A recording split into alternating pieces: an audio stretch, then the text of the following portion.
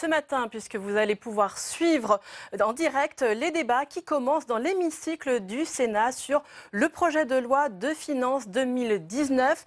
Ce texte phare du marathon budgétaire a été adopté mardi par l'Assemblée nationale et je vous précise que son examen est prévu a priori jusqu'au 11 décembre ici au Sénat. Alors ce matin, vous allez pouvoir assister à une partie de la discussion générale avec notamment les interventions du ministre de l'économie et des finances, Bruno Le Maire. C'est lui qui va ouvrir les discussions dans l'hémicycle. Il sera suivi de l'intervention de Gérald Darmanin. Ensuite, vous pourrez entendre le rapporteur général du budget, Albéric de Montgolfier, un sénateur Les Républicains. Et puis, ça sera au tour du président socialiste de la Commission des finances, Vincent Eblé, qui devra s'exprimer avant que les orateurs des différents groupes parlent chacun leur tour. C'est le début donc du budget ici au Sénat. Parmi les temps forts des discussions, dans le contexte des Gilets jaunes, on peut bien sûr prévoir les débats sur la fiscalité écologique, la hausse de la taxe sur les carburants et le fioul domestique prévue pour janvier 2019 et les mesures d'accompagnement, les mesures sociales prévues pour accompagner les Français dans cette transition, alors que beaucoup de sénateurs déplorent que l'intégralité de la hausse de la fameuse TICPE aille au budget général. Ça va être l'un des temps forts de l'examen du budget. Mais tout de suite, place tout de suite au direct dans l'hémicycle. Je vous le disais, c'est Bruno Le Maire qui ouvre donc les discussions.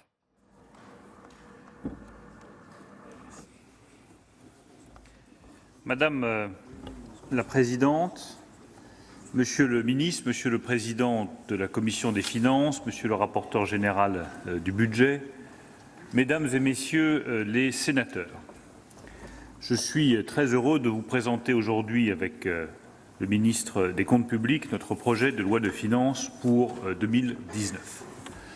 Avant de vous présenter ce projet, je voudrais simplement rappeler d'où vient notre pays en matière de finances publiques et en matière de situation économique. La situation de nos finances publiques, c'est l'histoire d'une lente dégradation depuis 15 ans, qui tient en 3 chiffres, 33, 3 et 3. Vous voyez que ce n'est pas difficile à retenir.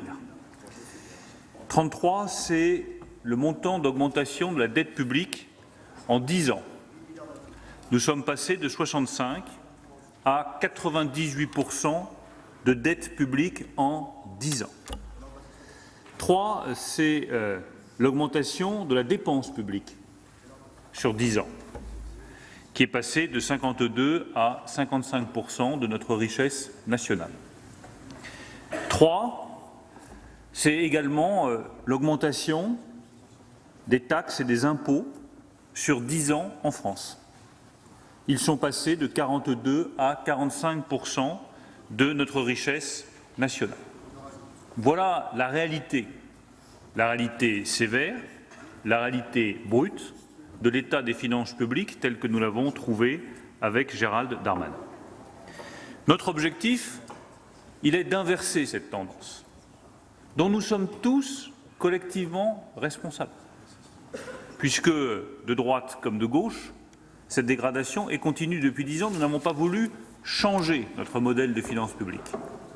Or, notre volonté avec le Président de la République et le Premier ministre, et ma détermination personnelle, elle est de changer ce modèle pour que nous dépensions moins et mieux, que nous réduisions par conséquent la dette et que nous puissions, au bout du compte, réduire les impôts et les taxes des Français. Et inutile d'insister sur la situation politique et sociale actuelle pour comprendre qu'aujourd'hui, les impôts, les taxes, ça suffit. Il faut s'engager dans une baisse profonde, comme nous l'avons fait avec le ministre des Comptes publics et comme nous l'avons fait depuis 10 ans. Mais je suis heureux que vous applaudissiez parce que je peux rappeler chacun sur ces bancs à ses responsabilités en la matière. Chacun ici, sur ces bancs, porte une responsabilité dans la dégradation des finances publiques. La réalité, c'est qu'aujourd'hui, nous sommes sortis de la procédure pour déficit public excessif dans laquelle nous étions depuis 10 ans. C'est un fait. La réalité, c'est que nous sommes la première majorité depuis 10 ans à être passés sous les 3% de déficit public. C'est un fait. La réalité, c'est que nous avons engagé la réduction du prélèvement obligatoire dans notre pays. C'est la première fois depuis 10 ans. C'est aussi un fait. Donc je suis heureux que vous applaudissiez des résultats qui sont d'abord ceux de cette majorité, l'inversion de la tendance. Et nous continuerons dans ce sens-là avec le projet de budget qui est le nôtre. Le cap de la restauration des finances publiques sera tenu. Le cap de la restauration de la croissance française sera tenu. Ce cap aujourd'hui, il nous permet d'avoir une croissance de 1,7% en 2018 et 2019. Il nous permet d'avoir une baisse de 0,5 points depuis un an du chômage en France. Et il nous permet de retrouver la création d'emplois industriels pour la première fois également depuis 10 ans. Je ne vous dis pas que ces résultats sont suffisants. Je ne vous dis pas que ces résultats sont satisfaisants. Je vous dis que la tendance et le cap qui est celui du rétablissement des finances publiques, de la relance de la croissance et de la création d'emplois est le bon.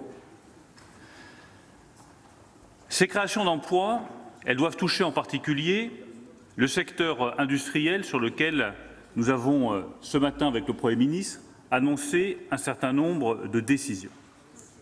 Il est essentiel pour nous et essentiel pour tous les élus du territoire qui sont présents ici de relancer ces emplois industriels et ce secteur industriel. Et ça ne pourra se faire, là aussi, qu'en poursuivant la politique de compétitivité qui est la nôtre, qu'en continuant la réduction des charges qui pèsent sur la compétitivité coût de notre industrie et en continuant à innover et à investir pour la recherche, l'innovation et l'innovation de rupture dans notre pays. Les résultats, là encore, sont présents. Le secteur industriel et la désindustrialisation massive que nous avons connue depuis 10 ans, aujourd'hui, la tendance s'inverse. 1 million d'emplois industriels en moins depuis 10 ans. Une centaine d'entreprises qui ferment chaque année. Des territoires comme le mien dans l'Eure où des vallées entières industrielles disparaissent. C'est le fruit de choix de politique économique qui n'ont pas été les bons. Eh bien, ce que nous faisons actuellement, la restauration des marges des entreprises, une fiscalité qui permet d'avoir un coût du capital moins cher et donc d'investir, le fonds pour innovation de rupture, financé par la vente d'actifs de l'État dans des entreprises qui ne sont pas nécessairement stratégiques pour nous, tout cela doit permettre de redresser notre industrie.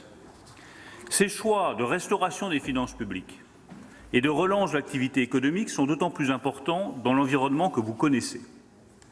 Un environnement qui est instable et menaçant pour notre économie.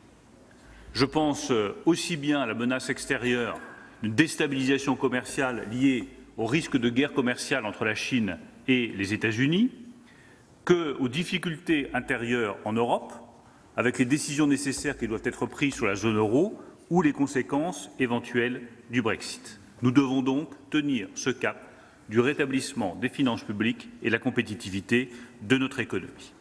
Pour cela, nous faisons dans ce PLF des choix politiques simples et forts. Le premier, c'est celui de la rémunération du travail. Nous avons engagé une politique pour que ceux qui travaillent soient mieux payés. La suppression des cotisations assurance maladie et assurance chômage au 1er novembre, c'est plus de salaire net pour tous ceux qui travaillent. La suppression du forfait social de 20% sur l'intéressement pour toutes les entreprises de moins de 250 salariés, c'est plus de salaire net pour tous ceux qui travaillent et dont l'entreprise réussit. Et la suppression des cotisations sociales sur les heures supplémentaires à partir de 2019, ce sera aussi plus de salaire net pour ceux qui travaillent. Nous voulons que tous ceux qui travaillent, tous ceux notamment qui ont des salaires modestes, puissent voir tout simplement à la fin du mois qu'ils gagnent davantage en espèces sonnantes et trébuchantes. Le deuxième choix, c'est celui de l'investissement. L'investissement, il suppose d'avoir une sanctuarisation du crédit impôt recherche. Elle est prévue dans ce projet de loi. La mise en place du suramortissement sur la robotisation et la digitalisation, 2 années de suramortissement pour que nous rattrapions ce retard que nous avons depuis 10 ans en matière de robotisation et de digitalisation de nos usines et de nos entreprises industrielles. Regardez les chiffres, ils sont absolument sans appel. 180 robots pour 10 000 salariés industriels en France. 200 robots pour 10 000 salariés industriels en Italie. Et 340 robots en Allemagne. Or, le robot, c'est des performances plus importantes en matière industrielle. C'est des produits de meilleure qualité et contrairement à ce que beaucoup croient, c'est plus d'emplois grâce à une amélioration des ventes et des parts de marché. Le suramortissement que nous vous proposons, conjugué à la baisse de l'impôt sur les sociétés, qui est massive dès l'année prochaine, doit permettre à nos entreprises de se digitaliser et de réussir leur transition technologique. Le troisième choix, je sais qu'il fait débat aujourd'hui, c'est celui de l'environnement. Nous faisons résolument le choix d'une croissance qui soit durable, respectueuse de l'environnement. Et elle nous amène à faire des choix en matière de fiscalité qui font la convergence entre le diesel et l'essence, tout en accompagnant les Français dans cette transition écologique avec le crédit d'impôt sur la transition écologique ou avec la prime à la conversion. Je pense qu'il est essentiel de prendre conscience de la nécessité des décisions en matière écologique. Pas simplement des pétitions de principe, mais de véritables décisions qui engagent de manière irréversible cette transition écologique, tout en permettant aux Français les plus modestes de réussir aussi cette transition et d'être soutenus dans cette transition. Nous aurons évidemment l'occasion d'en débattre au cours de nos échanges. Cette transition écologique, je tiens d'ailleurs à dire qu'elle ne pourra être réussie, et cette lutte contre le réchauffement climatique, elle ne pourra être réussie que si nous maintenons aussi une filière industrielle nucléaire forte et performante. Et tous ceux qui confondent le combat contre le nucléaire et le combat contre le réchauffement climatique n'ont pas compris ce que dit très simplement le GIEC. Nous ne gagnerons le combat contre le réchauffement climatique que si nous nous appuyons aussi sur un nucléaire performant, stable et technologiquement avancé. Nous allons aussi prolonger, comme vous le savez, le crédit impôt transition énergétique, prolonger l'éco-prêt à taux zéro et renforcer la prime à la conversion pour les véhicules propres. Le Premier ministre l'a annoncé, nous allons doubler cette prime à la conversion qui pourra atteindre jusqu'à 4 000 € pour les grands rouleurs et pour les salariés les plus modestes. Nous allons également accompagner, à travers plusieurs mesures, les secteurs concernés par la hausse du tarif du gazole non routier qui est prévue à l'article 19 de ce projet de loi de finances. Un certain nombre d'efforts sont aussi demandés aux entreprises. Le report des 4 points d'allègement supplémentaires de charges sur les salaires, qui avait été promis au 1er janvier et reporté au 1er octobre, c'est un effort qui est demandé aux entreprises pour qu'elles puissent, elles aussi, accompagner le rétablissement des finances publiques. Grâce à l'ensemble de ces choix, les engagements seront tenus en matière de finances publiques, 2,8 % de déficit public en 2019. Et je rappelle que si on retire la bascule du CICE, qui est aujourd'hui un crédit d'impôt en allègement de charges, c'est à 1,9 % de déficit que nous arrivons, puisque cette bascule ne se produit qu'une seule fois. Ce 1,9 %, c'est le meilleur résultat en termes de finances publiques depuis 2001. La dette publique sera, elle, de 98,6 % fin 2019. C'est un chiffre qui reste trop élevé. J'entends le brillant du rapporteur général. Mais, monsieur le rapporteur général, je voudrais simplement dire que c'est le fruit de 10 années de dégradation de la dette et de nos finances publiques. Et quand j'entends certains nous proposer de faire des chèques énergie à 15 milliards € pour les Français, je me dis qu'ils ne sont pas sur la voie du rétablissement des finances publiques et de la réduction de la dette. Les prélèvements obligatoires passeront, eux, de 45 % à un peu plus de 44,2 % de 2019. Il faut juste un peu de cohérence. Et je suis heureux d'entendre sur les bancs de cette Assemblée, sur ma droite, la volonté d'aller plus loin dans la restauration des finances publiques et plus loin dans la restauration de la baisse de la dépense publique et plus loin dans l'accélération de la baisse de la dette. Vous me trouverez toujours de votre côté pour baisser intelligemment la dépense publique et réduire la dette, qui est un poison pour notre économie. Mais dans ce cas-là, aidez-moi, votez les réductions de dépenses publiques que nous vous proposons, votez ce que nous avons proposé sur les emplois aidés ou autres, et ne proposez pas des chèques essence à 15 milliards d'euros pour les Français, parce que c'est incohérent. Parce que c'est incohérent.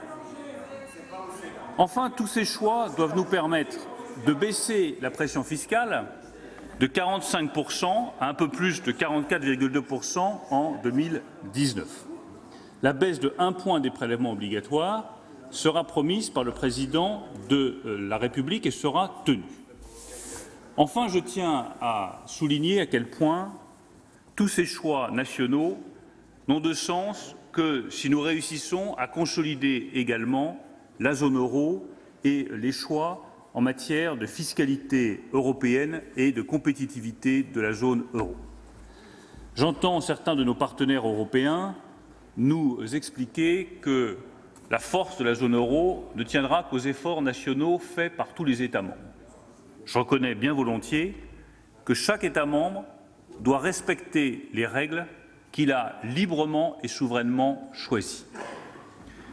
Il est essentiel pour la cohésion de cette zone que ces règles soient respectées et que chacun se sente solidaire du respect de ces règles. Mais il est essentiel également que nous progressions dans un certain nombre de domaines sur lesquels, depuis des années et des années, nous n'avons cessé soit de stagner, soit de reculer. Il faut une convergence fiscale européenne.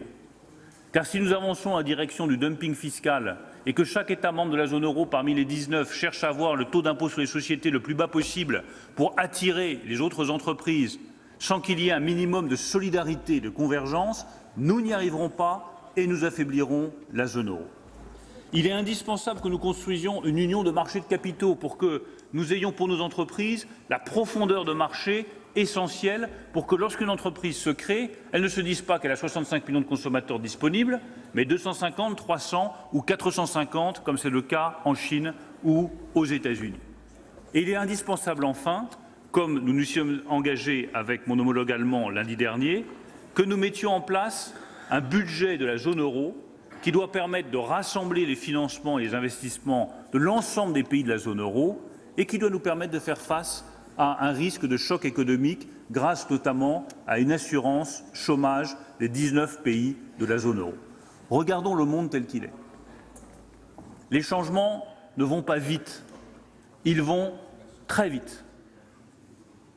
Et le bouleversement technologique auquel nous sommes confrontés risque, si nous n'y prenons pas garde, de nous priver de notre souveraineté technologique et donc de notre souveraineté politique.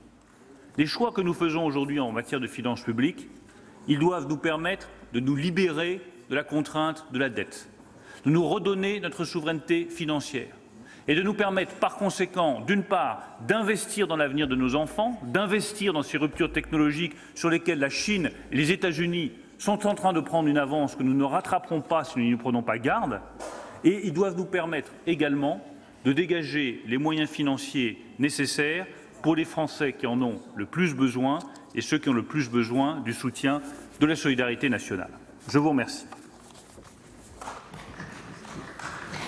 Merci, Monsieur le Ministre. La parole est maintenant à Monsieur Gérald Darmanin, ministre de l'Action et des Comptes publics.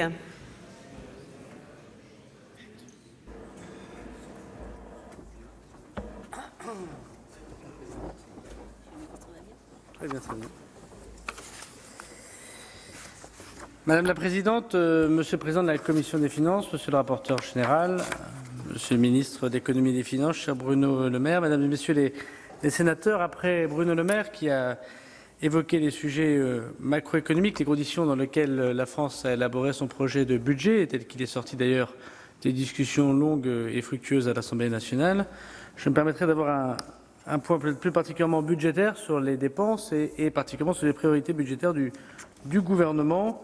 D'abord en soulignant, dans la droite ligne de nos discussions du début de semaine, de la semaine dernière, le travail que nous avons fait autour du projet de loi de finances de la sécurité sociale que votre Assemblée a étudié et du projet de loi de finances rectificatif qui, lui, n'avait pas de mesures fiscales et qui s'est borné à constater la sincérisation du budget tel que nous l'avons présenté l'année dernière. D'abord, c'est un budget de confirmation des engagements tenus devant vous, et notamment de nos objectifs de finances publiques, comme le ministre de l'économie l'a rappelé, mais aussi des promesses du président de la République et de la majorité élue à l'Assemblée nationale. Nous finançons des nouveaux engagements pris par le vote de cette programmation, à l'instar de la suppression intégrale de la taxe d'habitation ou là encore la désocialisation des heures supplémentaires. Nous procédons à la transformation du CICE en allègement de charges, ce qui représente un surcoût temporaire de 20 milliards d'euros. Et nous tirons les conséquences de la requalification de SNCF Réseau en administration publique. J'ai entendu tout à l'heure le chiffre évoqué de 100 milliards d'euros pour la dette de l'État. Cette dette de l'État sont ces deux grands événements, du déficit, pardon.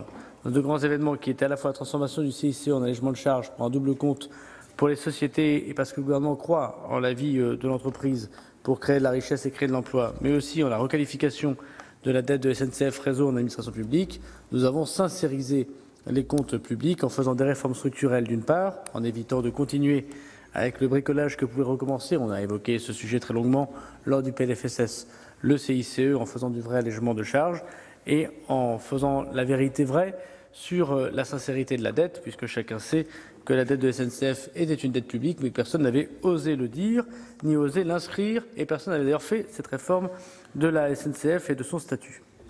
De ce point de vue, les chiffres sont têtus. Les hypothèses de croissance pour 2018 et 2019, quelles étaient-elles? 1,7%, c'est le montant des chiffres de croissance que j'ai présenté avec Bruno Le Maire devant votre Assemblée lors de la loi de programmation des finances publiques.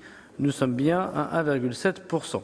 Ce n'est certainement pas assez encore, mais je vous rappelle que nous n'avons pas connu 3 années successives au-dessus de 1,5% depuis 10 ans. Quelles étaient les hypothèses de déficit public lorsque le Parlement a eu à connaître des hypothèses du gouvernement? Respectivement 2,8 et 2,9% du PIB en 2018 et 2019. Et quelles sont les hypothèses retenues dans ce budget? 2,6 et 2,8%, alors même, je l'ai dit, que nous avons intégré la dette de SNCF Réseau dans nos comptes publics, que nous faisons la transformation pour 20 milliards du CICE en allègement de charges, ce qui représente 0,9% de déficit public. Et que la vérité, c'est que nous sommes largement en dessous de 2% si nous ne faisions pas cette bascule CICE en allègement de charges. Nous avons raison de préférer les réformes structurelles aux affichages qui, manifestement, n'ont pas servi le pays, notamment les 5 précédentes années, Monsieur le Président de la Commission des Finances. En somme, Mesdames et Messieurs les sénateurs, que signifie cela? Un déficit à 1,9% en 2019 si nous n'avions pas effectivement la bascule du CICE. Je rappelle que lorsque nous sommes arrivés en responsabilité, la Cour des comptes en mi-2017 a comparé un budget qui était estimé à 3,4% de déficit et que nous avons ramené en 1 an et demi ce déficit donc à 1,9%. Que de chemin parcouru au moment même où nous avons eu à sincériser des documents budgétaires qui avaient été remarqués comme particulièrement insincères sur plusieurs points. Et je pense que la moindre des choses que nous devons au Parlement, c'est au moins des comptes vrais qui correspondent effectivement aux projections et aux factures que paye notre pays.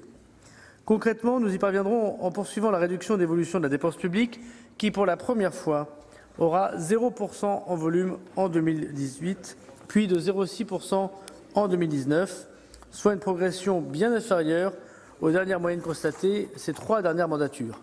Nous faisons l'évolution de la dépense publique la plus basse depuis 15 ans. Ce résultat, nous l'atteignons en associant tous les acteurs de la dépense publique. C'est le cas évidemment de l'État qui continue à faire des efforts très importants, de la sécurité sociale dont nous avons eu un débat ici, et des collectivités territoriales, puisque nous avons choisi la formule du contrat, notamment avec les collectivités qui représentent l'essentiel de la dépense publique.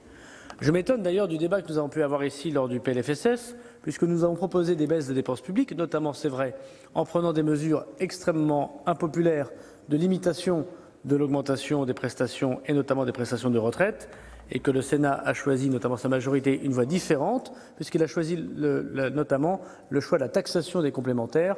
Nous ne sommes pas favorables à taxer davantage les Français pour éviter d'être courageux lors de la limitation des dépenses publiques. C'est un fait premier. Vous avez choisi l'allongement de l'âge de la retraite et la taxation des complémentaires. Nous n'avons pas fait ce choix. Au cours des débats, Non mais c'est un fait premier. Voilà, j'entends quand Monsieur le maire vous interpelle sur plus de dépenses publiques puisque vous défendez tous, j'imagine, le chèque carburant de votre président de mouvement qui est Laurent Wauquiez. Non, vous ne défendez pas donc Laurent Wauquiez, ce qui est un peu dommage, et vous préférez la taxation. Mais Monsieur Dallier, c'est pas un gros mot, Laurent Wauquiez. On a le droit de dire Laurent Wauquiez à la tribune sans pour autant. Bon. Et par ailleurs, vous avez choisi la taxation des complémentaires.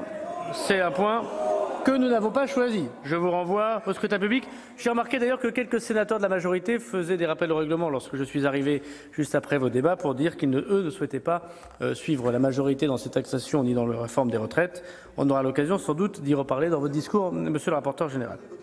Au cours des débats qui nous ont animés l'an passé et en ce début d'année, j'ai fréquemment insisté sur 3 points de méthode que je crois vous avez partagés dans la grande majorité de cette Assemblée.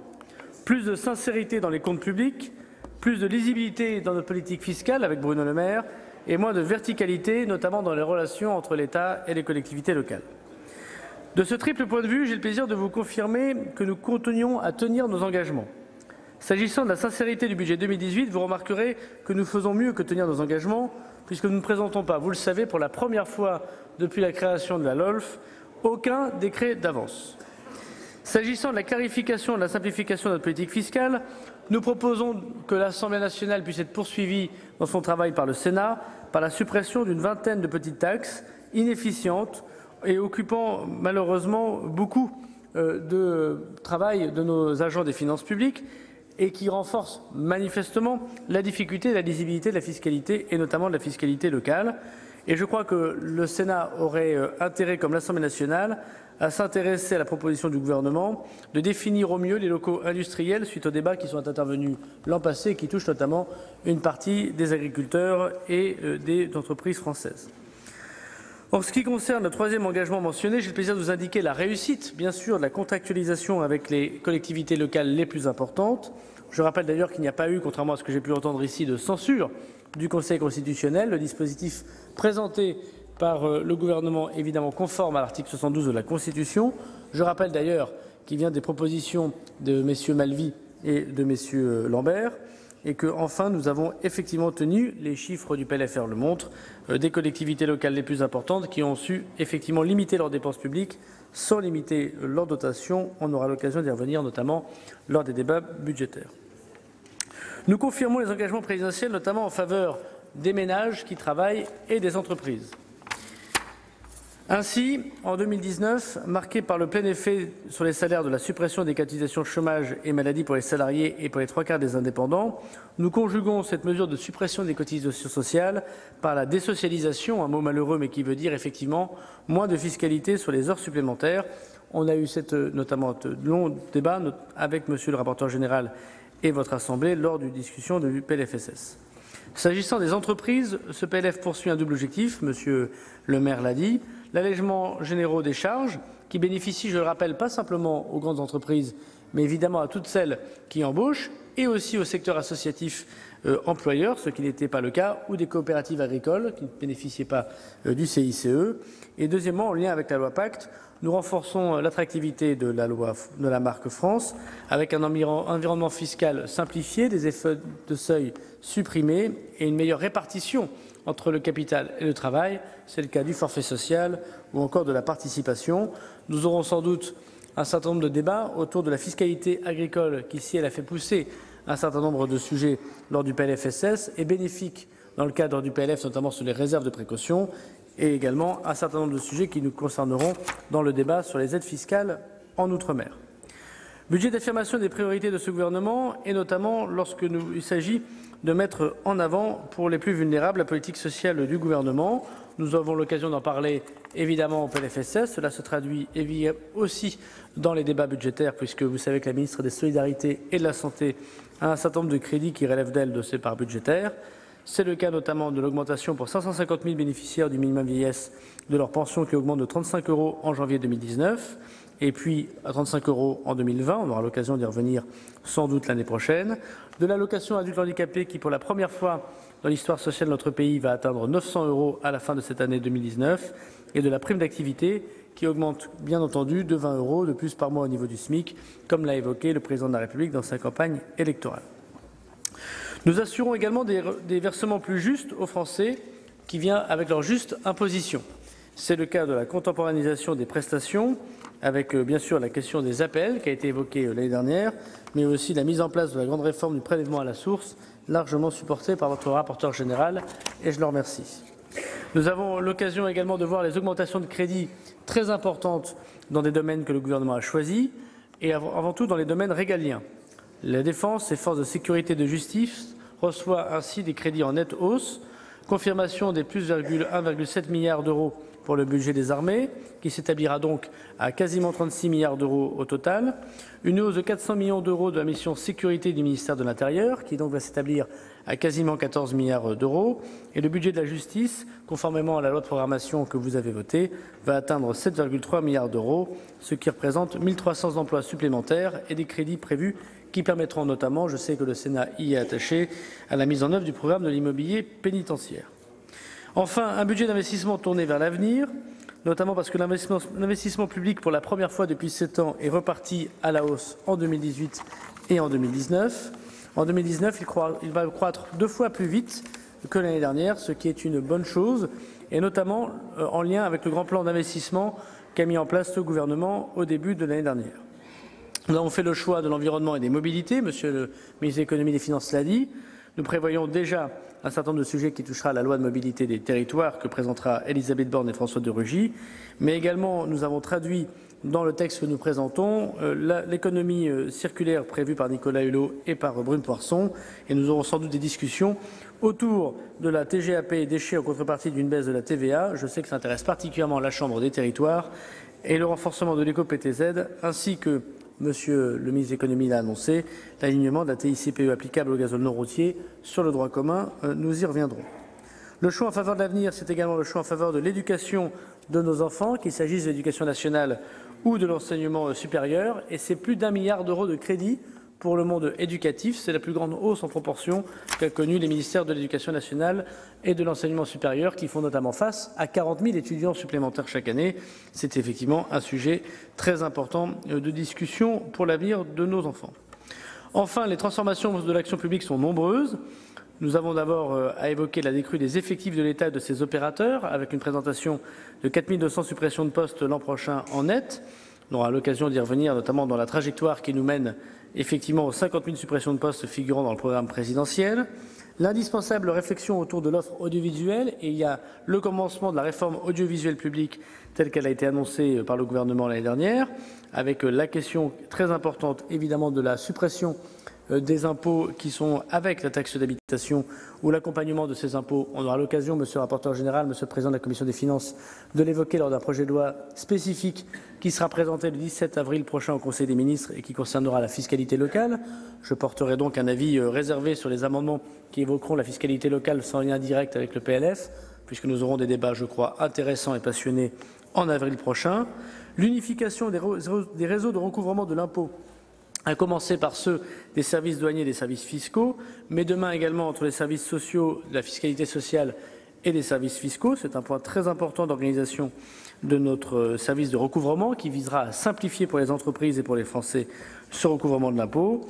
La décrue du chômage qui sera accompagnée par le service public de l'emploi renforcé, notamment par la réforme de Pôle emploi. Nous assumons aussi que notre présence diplomatique soit redéployée en fonction de l'évolution des priorités stratégiques. Le président de la République et le ministre des Affaires étrangères ont eu l'occasion de l'évoquer. Voilà, Madame la Présidente, sans être plus long, quelles sont les grandes lignes de ce projet de budget. J'aurai l'occasion, pendant de longs débats avec Olivier Dussopt, Bruno Le Maire, de pouvoir discuter et de répondre aux questions avec des parlementaires et notamment des amendements que ne manquera pas de faire votre commission des finances, mais aussi tous les parlementaires du Sénat. Et c'est effectivement avec la conscience du travail accompli, mais sur le fait qu'il reste encore beaucoup de travail pour redresser la France et nos finances publiques, que le gouvernement vous présente ce projet budget pour l'année 2019. Je vous remercie. Merci, Monsieur le Ministre. La parole est maintenant à Monsieur Albéric de Montgolfier, rapporteur général de la Commission des Finances, Vous avez la parole pour 15 minutes, chers collègues.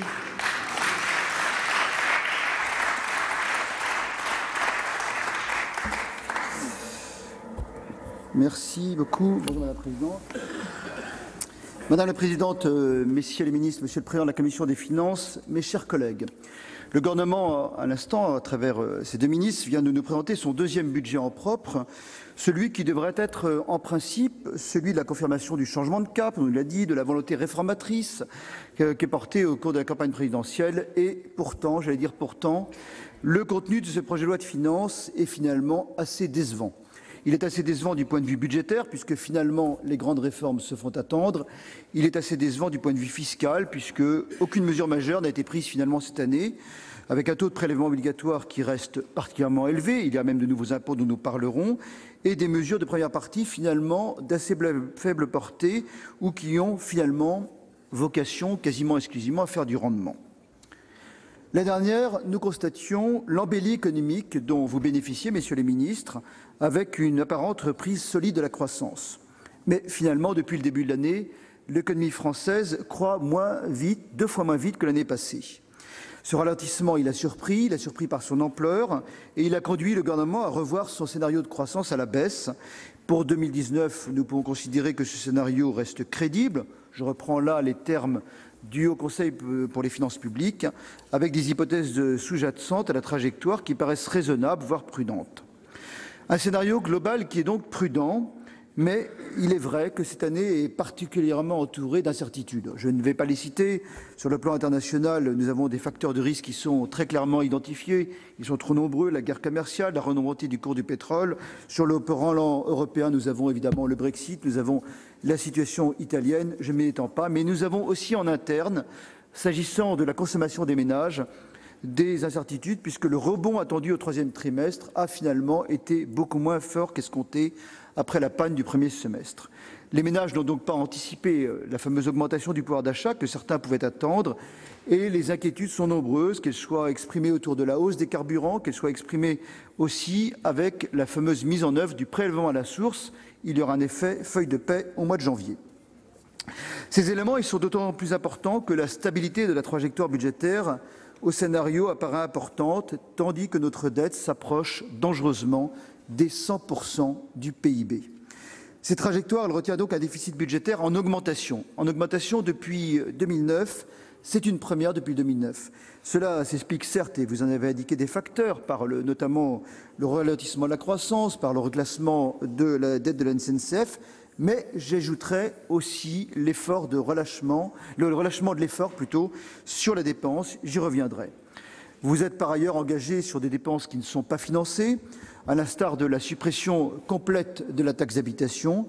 Cela indiqué dans le programme de stabilité. Vous dites simplement que ça devra être financé par du déficit. Même en neutralisant la transformation du CICE, ce que vous avez fait à l'instant, la France fait figure malheureusement de mauvais élève en Europe, avec un déficit de 1,9% en 2019, tandis que le reste de la zone euro, il faut bien le rappeler, est quasiment à l'équilibre. Nous sommes donc le mauvais élève dans une zone euro qui est aujourd'hui quasiment à l'équilibre. La comparaison des dynamiques d'endettement de la France et de l'Allemagne ne laisse pas d'inquiéter. Parlons de l'Allemagne. D'après le FMI, le chiffre est malheureusement extrêmement important. La France devrait payer 31 milliards d'euros d'intérêts de plus à l'Allemagne que ses créanciers en 2022. Voilà le différentiel de dette. Voilà par quoi ça se traduit, 31 milliards d'euros d'intérêts en plus par rapport à l'Allemagne en 2022. En tout état de cause, aussi peu ambitieux soit-il, le redressement des comptes publics prévu par le gouvernement suppose la mise en œuvre d'un programme de 14 milliards d'euros d'économies. Et pour ce faire, malheureusement, peu de réformes structurelles, on a recours aux vieilles ficelles. Des mesures de rabot sur les prestations sociales, nous en avons parlé dans le PLFSS, des fusils budgétaires à un coup, avec le décalage de certains allègements de charges sociales. En octobre, le renforcement du 5e acompte qui vient ponctionner la trésorerie des entreprises. Et des mesures structurelles finalement d'une ampleur très limitée et qui s'inscrivent assez largement dans la continuité du précédent budget. Ce sont encore une fois les secteurs du logement, les secteurs de l'emploi qui produisent des efforts. Du côté de la sphère sociale, le gouvernement se repose à la fois sur l'amélioration du contexte macroéconomique, s'agissant de l'assurance chômage, et sur les économies dégagées par les partenaires sociaux pour les régimes complémentaires de santé et de retraite. S'il convient donc d'être prudent quant au respect de la trajectoire prévue par la sphère locale, laquelle repose notamment sur un rebond des dépenses d'investissement et sur les effets de la contractualisation, les premières données d'exécution mettent en avant la pleine détermination des collectivités locales à participer à l'effort de redressement des comptes publics. Au total, ce sont donc bien l'État et ses groupements qui porteront la totalité du besoin de financement, et ce pour la 3e année consécutive. Le déficit de l'État reste donc à un niveau particulièrement préoccupant. Après le vote de l'Assemblée nationale, il a un petit peu été dégradé. C'est 99,100 milliards d'euros. On n'est pas loin des 100 milliards. Donc un déficit de 99,100 milliards d'euros. L'État connaîtra ainsi, là je suis convient avec ce qu'a dit Bruno Le Maire, son 45e budget déficitaire, déficit budgétaire consécutif. Du côté des recettes, la baisse de la fiscalité ne se matérialise pas vraiment. Sur les transferts aux administrations de sécurité sociale, sur ces transferts de 32 milliards d'euros, les recettes fiscales nettes de l'État seront quand même en hausse de 18 milliards d'euros. On ne voit pas vraiment une baisse des prélèvements obligatoires. S'agissant de la fiscalité écologique, de la fiscalité énergétique, nous pensons que la nouvelle trajectoire des tarifs de la TICPE allait notamment atteindre les zones rurales, les ménages les plus modestes, surtout si elle s'accompagnait d'une hausse des prix du pétrole. Et là, je vous invite, mes chers collègues, à relire tout simplement le compte-rendu de l'année dernière. Ce qu'a dit Jean-François Husson, rapporteur spécial sur le budget de l'écologie, ce que j'ai dit, malheureusement, il avait parlé à l'époque de bonnet rouge, ce sont des gilets jaunes, se vérifie. À l'époque, on nous avait rayonné. On avait dit qu'en cas de hausse de pétrole, ces trajectoires pluriannuelles seraient insupportables. Nous considérions déjà à l'époque qu'il s'agissait d'une simple mesure de rendement budgétaire et non d'une véritable politique en faveur de l'environnement. D'ici 2022, il faut le rappeler, je rappelle que la trajectoire qui a été adoptée par l'article 9, mais pas par le Sénat, je vous le rappelle, pas par le Sénat dernière, prévoit une hausse de 46 milliards d'euros à partir des tarifs de 2017. Ce n'est pas rien, et en la matière, monsieur le ministre, messieurs les ministres, errare humanum est, persévérer diabolicum. Je crois qu'il faudrait faire attention à ce que nous disent les Français. Je ne suis pas... Alors... Qu'on ne se me prenne pas, je ne suis pas favorable à une fiscalité affectée. Je pense que la Commission des finances, par définition, n'est pas favorable à une fiscalité affectée. Mais présenter, comme on le fait, la TICPE comme un impôt écologique, c'est une escroquerie. Même le fait de faire croire que la hausse va inciter les Français à changer leur mode de transport, ça ne convient à personne et ça ne convient pas à ceux qui n'ont pas d'autre alternative. Dans les zones rurales, je crois qu'il y a beaucoup d'endroits, le président du Sénat le rappelait, 40% des Français n'ont pas accès à un mode de transport collectif. Et même avec la prime de conversion à l'achat d'un véhicule plus écologique est trop coûteux pour nombre des Français. Par ailleurs, jusqu'aux récentes annonces du président de la République, ce qu'on constatait, que les dispositifs de soutien que vous avez cités sont en baisse. Le CITE divisé par 2, le TVA 5,5 contenu, les dépenses du chèque énergie qui n'augmentent que lentement. J'en viens maintenant aux dépenses de l'État, dont la baisse de la trajectoire reste aussi peu perceptible. Certes, je l'ai souligné lors de l'examen du PLFR en début de semaine, votre gouvernement, et je dois le souligner, pour une fois il y a une note positive, monsieur le ministre, produit de réels efforts de sincérisation du budget. Je me suis notamment félicité du taux de réserve très bas, de ce point de vue, mais sincérisation est réelle. Mais en ce qui concerne la maîtrise des dépenses publiques, nous restons sur notre faim. Alors que sur le quinquennat, la loi de programmation prévoit une diminution de 1% en volume, la cible pour 2019 s'avère d'ores et déjà dépassée avec plus de 600 millions. Certes, la norme de dépenses totales devrait être respectée, mais il s'agit simplement d'une stabilisation. Il faut également noter que certaines dépenses annoncées ne sont pas prises en compte dans le budget 2019, ni dans la programmation pluriannuelle. Je pense par exemple au service national universel. On ne sait pas si c'est 2 à 4 milliards de dépenses. Bizarrement, on n'en parle pas. Sur les baisses de dépenses, je l'ai dit la dernière, elles se concentrent sur le logement, elles se concentrent sur l'emploi, mais nous n'y opposons pas, mais nous considérons que d'autres réformes auraient mérité d'être menées et l'on voit, on convient tous, que les réels efforts de structure, il reste à réaliser. Les économies de structure, elles sont indispensables, notamment parce que nous ne parviendrons pas sinon à résoudre nos déficits. Je pense notamment à la masse salariale de l'État. La masse salariale de l'État, chers collègues, vous le savez, c'est 40% avec le casse-pension des dépenses de l'État, 140 milliards d'euros. Vous n'annoncez qu'une diminution que de 4 164 emplois. Ça veut dire que sur l'objectif fixé par le président de la République de 50 000 emplois pour le budget de l'État, 90% de l'effort reste à faire sur le reste du quinquennat. Et je remarque qu'à l'échelle de ce budget, la masse salariale de l'État continue à augmenter de 1,6% cette année. Votre stratégie de dépenses et le reste de réforme, elle reste donc mal aisée à décrypter. Et vous avez d'ailleurs, en témoigne la difficulté qu'on a eue, la difficulté hallucinante. Il a fallu écrire, réécrire pour obtenir simplement les conclusions du comité Action publique 2022. C'est la preuve que vous n'assumez pas des économies structurelles. Nous ne pouvons pas faire l'économie d'une vraie réflexion sur le champ d'intervention de l'État et sur les moyens qui lui sont assignés. C'est la raison pour laquelle la Commission des finances proposera pour sa part plusieurs amendements en seconde partie afin d'augmenter le temps de travail dans la fonction publique, de porter le nombre de jours de carence de 1 à 3. C'est un amendement d'ailleurs de cohérence avec le secteur privé.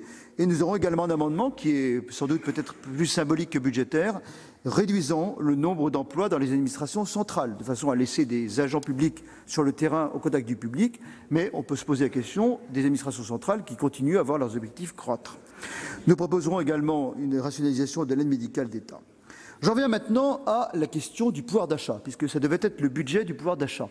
Alors, qu'en est-il? Sur les 6 milliards d'euros que vous présentez comme en faveur du pouvoir d'achat, vous savez très bien que les 2/3 correspondent en réalité à la compensation du manque à gagner lié à la hausse de la CSG intervenue l'année dernière. Surtout, bizarrement, vous oubliez les mesures de hausse de prélèvements qui sont décidées par les partenaires sociaux, qui vont peser sur les Français. Vous oubliez également, mais le Sénat y a remédié, le quasi-gel des allocations et des retraites. En réalité, faute de marge de manœuvre budgétaire, votre politique revient à l'essentiel à transférer du pouvoir d'achat d'une catégorie à une autre et non à augmenter le pouvoir d'achat agrégé par une vraie action sur la croissance. En clair, les retraités, les ménages modestes, les classes moyennes supérieures sont donc les grands perdants de ce bonneteau fiscal et budgétaire. Au niveau individuel, le constat est également sévère. Ainsi, je prends un exemple, nous reviendrons très largement sur la fiscalité de l'énergie, où le Sénat vous proposera une chose simple, la constance, rester à notre position l'année dernière, rester aux tarifs, ne pas les augmenter pour tenir compte du coût de l'énergie. Eh bien, pour un ménage se chauffant au fioul domestique, un ménage qui utilise une voiture diesel, ce n'est pas forcément un choix, c'est le carburant des gens qui travaillent. Eh bien, l'impact de ces hausses de fiscalité énergétique, c'est 136 € en 2018 et c'est 538 € en 2022. 538 € en 2022. À partir de ces constats, la Commission des finances proposera, comme elle l'a fait l'année dernière, de geler les tarifs de la TICPE à leur niveau de 2018 en supprimant la trajectoire jusqu'en 2022 et nous ne ferons que confirmer le vote du Sénat l'an dernier. Par ailleurs, un mot sur la suppression du tarif spécifique du GNR, le gazole non routier, une hausse brutale qui ne peut que frapper. Certes, j'en conviens, il s'agit d'une niche, est-elle justifiée ou pas? En tous les cas, il nous paraît impossible de la remettre en cause sans tenir compte de son impact sur la compétitivité des entreprises industrielles concernées. Et je pense en particulier aux plus petites, celles qui n'ont pas vraiment la capacité de répercuter sur le client final les hausses. Et là, c'est une vraie perte de compétitivité, puisque c'est un triplement des tarifs du gazole non routier. C'est pourquoi la Commission des finances a adopté un amendement qui tend à prévoir un dispositif, à l'instar des agriculteurs, de remboursement de la hausse pour les plus fragiles, c'est-à-dire pour les PME. Toujours sur ce thème de la fiscalité écologique, la Commission a également décidé d'instaurer une exemption de taxe générale sur les activités polluantes pour les déchets ménagers assimilés, collectés au titre du service public de gestion des déchets, pour la part qui reste à ce jour non valorisable, c'est-à-dire à peu près 30% des déchets. Bref, nous aurons l'occasion de débattre de l'ensemble des amendements qui sont principalement destinés à améliorer, à corriger des dispositifs existants. J'utiliserai enfin les quelques instants, la minute qui me reste, pour vous annoncer que quelques semaines après l'examen du projet de loi relatif à la fraude, le groupe de suivi permanent de suivi sur la fraude a jugé utile de s'emparer d'un sujet dont la presse va reparler aujourd'hui, me semble-t-il, qui est le sujet de l'arbitrage sur dividendes qui a été mis en lumière par Le Monde et par d'autres médias internationaux. Nous vous proposerons un dispositif qui permet d'éviter que des actionnaires non résidents de sociétés françaises échappent à la retenue à la source appliquée sur les dividendes qu'ils perçoivent en prêtant directement ou indirectement leurs actions au moment du versement des dividendes, soit une banque française, soit un non-résident d'un pays lié à la France, par des conventions qui prévoient un taux d'imposition à 0. C'est un amendement important et je pense que nos concitoyens qui, malheureusement, sans doute pour des raisons légitimes, mais aussi subissent des hausses d'impôts, ne comprendraient pas que par des dispositifs de fraude, certains aient un taux de dividende, de taux d'imposition de 0. En conclusion, nous aurons l'occasion d'y revenir et la Commission des finances vous propose d'adopter les amendements qu'elle vous propose, ainsi que les économies en dépenses. Nous aurons l'occasion d'y revenir. Je vous en remercie.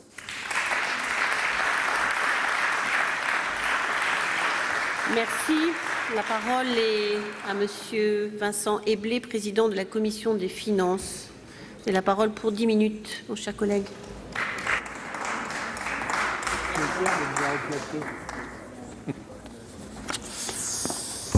Madame la Présidente, Messieurs les ministres, Monsieur le rapporteur général, mes chers collègues, nous entamons aujourd'hui l'examen en séance du projet de loi de finances pour 2019 après un long temps d'examen en commission. Je veux en préambule remercier l'ensemble de mes collègues de la Commission des finances qui sont mobilisés depuis plusieurs semaines déjà pour étudier en détail les mesures budgétaires et fiscales de ce budget 2019. Près de 500 personnes ont d'ores et déjà été auditionnées par le rapporteur général et les rapporteurs spéciaux et nous avons conduit plus de 40 heures d'audition en commission plénière. J'associe à ces remerciements bien sûr l'ensemble de nos collègues des commissions saisies pour avis. Ces travaux préparatoires, qui sont d'ailleurs loin d'être terminés, nous permettront d'avoir des échanges nourris avec vous, messieurs les ministres, ou avec l'ensemble des membres du gouvernement. Ils témoignent de l'engagement du Sénat à débattre et à amender ce projet de budget qui, loin d'être un acte prévisionnel, purement technique et comptable, qui justifierait que l'on en bâcle l'examen, constitue bien un acte fort et structurant de notre vie politique. J'en viens donc maintenant à l'analyse des principales mesures de ce projet de loi de finances. Pour ce qui concerne le cadrage macroéconomique, force est de constater que 2019 devrait marquer une déception, puisque la croissance s'établirait à 1,7%, alors que le gouvernement envisageait encore 1,9% en juillet dernier. L'accélération de l'activité, dont certains prédisaient qu'elle résulterait quasi automatiquement, je n'ai pas dit magiquement, des réformes gouvernementales, ne s'est toujours pas manifestée. Et le contexte international est malheureusement de plus en plus incertain, comme vient de nous le rappeler l'OCDE.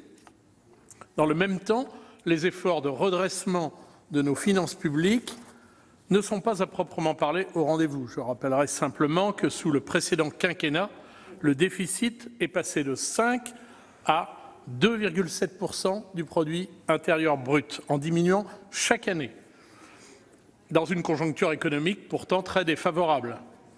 Entre 2017 et 2019, il passera de 2,7 à 2,8% du produit intérieur brut. Nous ne faisons pas le minimum d'ajustement structurel requis par nos engagements européens. Nos résultats en termes de déficit public sont moins bons que ceux de nos principaux partenaires européens. Et la dette publique continue de croître. Il y a lieu de s'en inquiéter dans un contexte de montée des incertitudes économiques dans le monde et dans la zone euro. J'en viens maintenant au volet fiscal de ce budget 2019, qui témoigne en creux non seulement de l'inefficacité, mais également de l'inéquité des mesures prises par la majorité gouvernementale l'an passé. En effet, celles-ci, ciblées sur les catégories sociales les plus favorisées, je pense à la suppression de l'impôt de solidarité sur la fortune et à la mise en place du prélèvement forfaitaire unique sur les revenus du capital, ont eu un coût de près de 5 milliards d'euros. Encore faut-il y ajouter celui de la baisse de la taxe d'habitation pour 7 milliards d'euros sur 2 ans, qui, pour ne pas concerner les mêmes catégories de contribuables, met néanmoins à mal l'autonomie financière des collectivités locales. Faute de maîtrise réelle de la dépense publique, le gouvernement n'a pu que compenser ces mesures fiscales coûteuses par la hausse d'autres impositions, dont les effets se prolongeront en 2019, la hausse de la CSG sur les retraités ou encore la hausse graduelle sur 5 ans de la TICPE.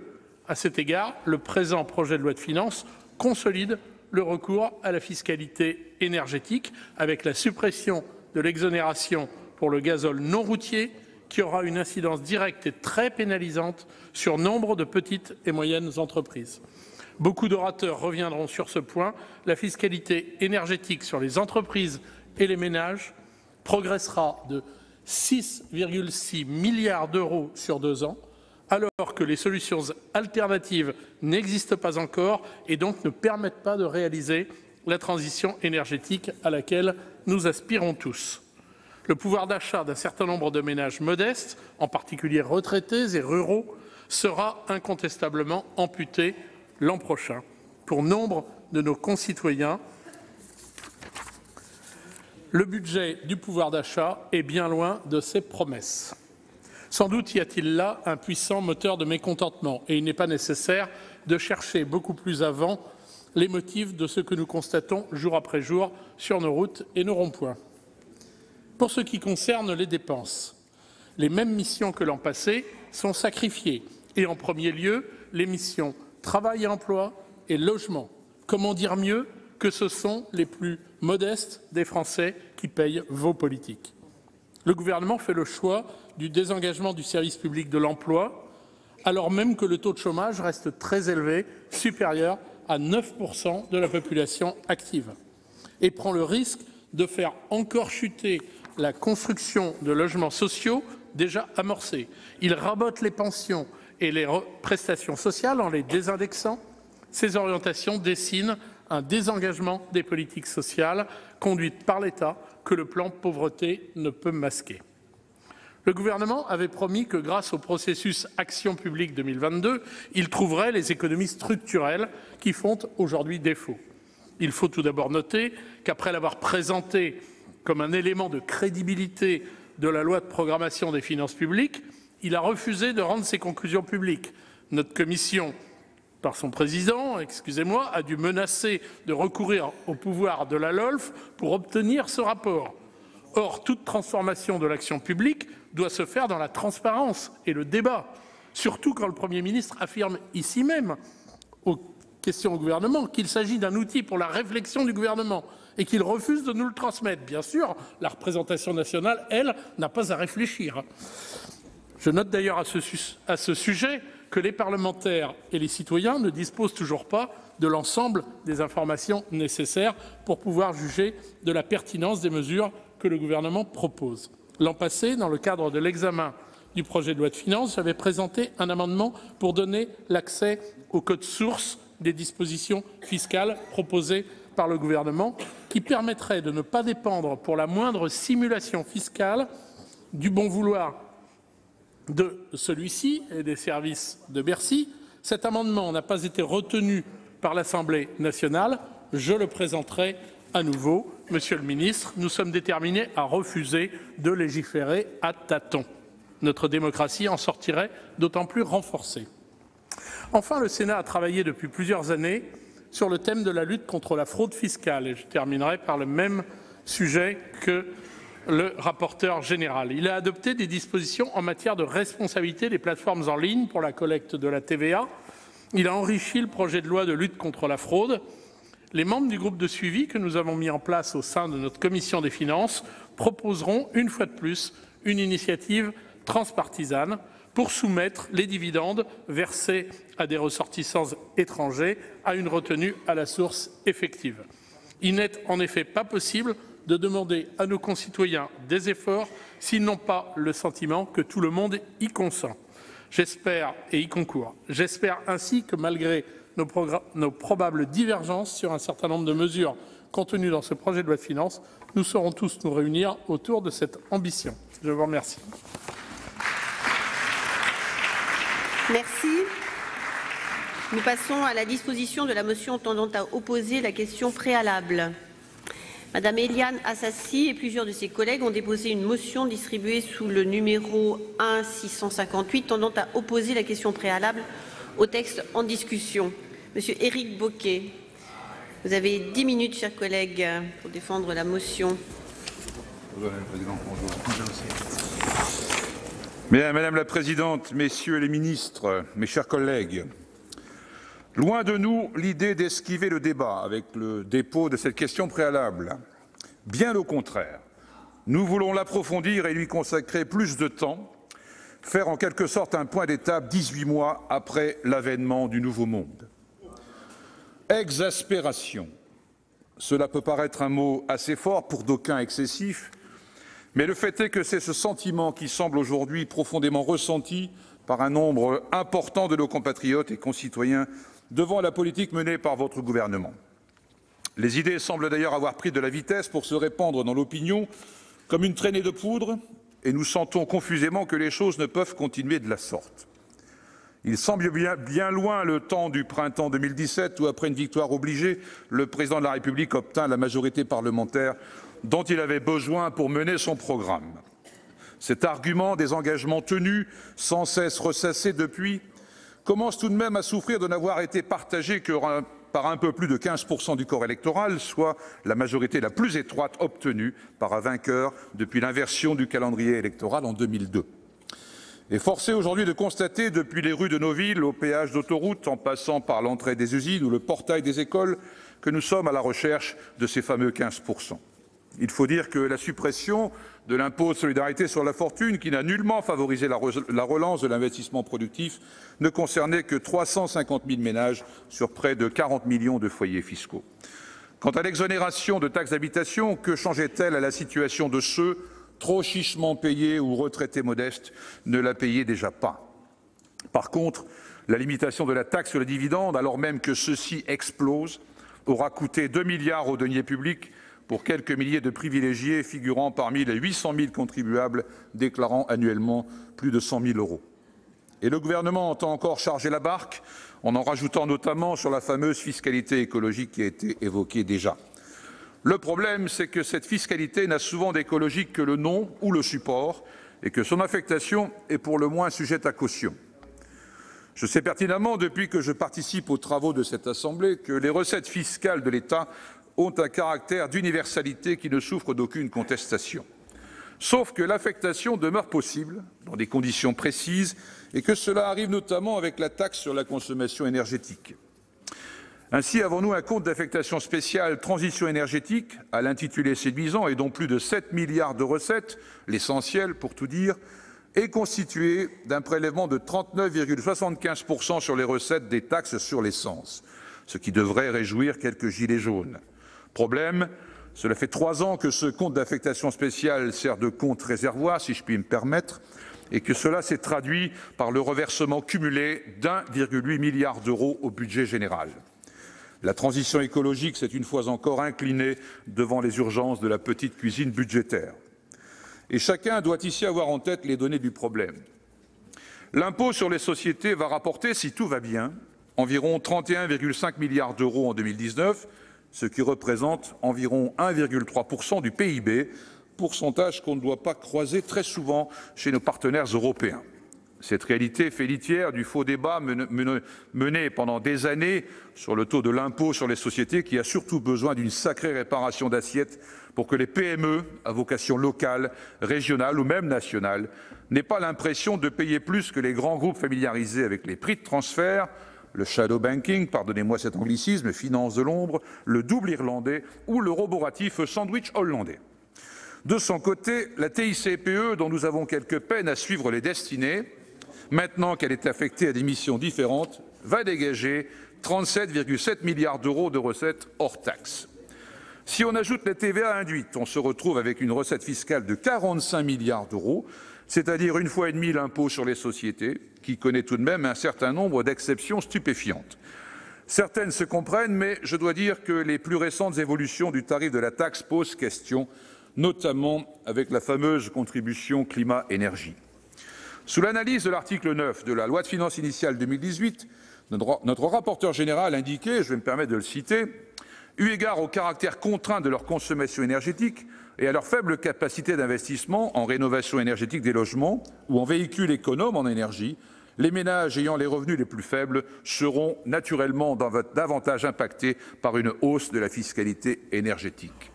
C'est du reste la conclusion à laquelle est arrivé l'Observatoire français des conjonctures économiques dans une récente étude évaluant le programme présidentiel du président de la République. L'OFCE a estimé l'impact selon les déciles de la composante carbone en prenant pour hypothèse un prix de la tonne de carbone de 73 €, soit un montant inférieur à la valeur de la tonne de carbone proposée par le gouvernement pour 2021. Selon lui, l'impact selon les déciles de ménage varie d'un facteur 4 entre le premier, 1,8% du revenu, et le dernier décile, 0,4%. Les dépenses d'énergie de chauffage, considérées dans cette estimation comme incompressibles, contribuent fortement à ces disparités. Fin de citation. On peut effectivement décider de continuer sans se poser de questions, mais il est évident que nous irions alors au-devant de graves difficultés. Il y a de moins en moins de logique, mes chers collègues, à consacrer la TICPE à compenser aux collectivités locales, ce qui revient à leur faire payer une partie de la facture des fractures sociales, dans des conditions insatisfaisantes, le revenu de solidarité active, par exemple, ou la prise en charge de l'autonomie et de la dépendance. Là où nous devrions solliciter la sécurité sociale, la solidarité et la mutualisation, nous sommes en situation d'accabler de taxes l'automobiliste ou le locataire. La contribution climat-énergie n'est absolument pas consacrée à la moindre transition énergétique et son produit a, selon toute vraisemblance, alimenté quelques entreprises énergivores en allègement de cotisations sociales. Et demain, plus elle augmentera, plus elle servira à maintenir des milliers de salariés au SMIC, puisque ce niveau de rémunération est désormais libéré de toute contribution dite patronale au financement de la sécurité sociale. Nous avons pourtant bien d'autres choses à faire avec nos produits fiscaux, mais pas seulement. Dans un rapport qui vient de sortir sur le projet de loi mobilité, le Conseil économique, social et environnemental recommande d'utiliser de manière exclusive et fléchée le produit des taxes sur la consommation énergétique en faveur de la mobilité. Une telle idée ne nous semble pas dénuée d'un certain bon sens, même si elle nécessite de sérieuses adaptations de notre droit à la situation. Une démarche budgétaire plus audacieuse et plus en phase avec les attentes du temps aurait dû renoncer au transfert de 36 milliards d'euros de TVA vers la sécurité sociale pour compenser l'attrition de ces ressources et s'attaquer aux 17 milliards restants de la TICPE pour renforcer les politiques de transition. N'en avez-vous pas besoin pour financer des plans climat, air, énergie territoriaux assortis d'objectifs précis en termes de réduction des déchets, de rationalisation de leur usage, d'investissement dans des véhicules non ou moins polluants? N'en avons-nous pas besoin pour financer des plans de déplacement doux, des réseaux de transport collectif dignes de ce nom, évitant les effets de centralité, source de rupture de charge et de baisse de la qualité? Est-ce qu'on n'en a pas besoin pour promouvoir les circuits alimentaires courts, susceptibles de favoriser l'apprentissage du goût et de la qualité dès l'enfance, à l'école? Est-ce qu'on n'en a pas besoin, enfin, pour promouvoir un renforcement des réseaux ferrés, même à vocation locale ou régionale, source d'un aménagement du territoire plus équilibré, permettant le moindre recours au transport automobile? Aucun de ces enjeux, pas plus que les puissantes attentes sociales en matière d'emploi, d'action sociale, de logement, ne trouve grâce et place dans le projet de budget qui nous est soumis par le gouvernement. Cet attachement aux choix opérés en 2017, cette continuité affirmée et affichée, nous ne pouvons, eu égard à la situation profonde du pays, que vous inviter à les rejeter en adoptant cette question préalable. Je vous remercie. Merci. Quel est l'avis de la commission ?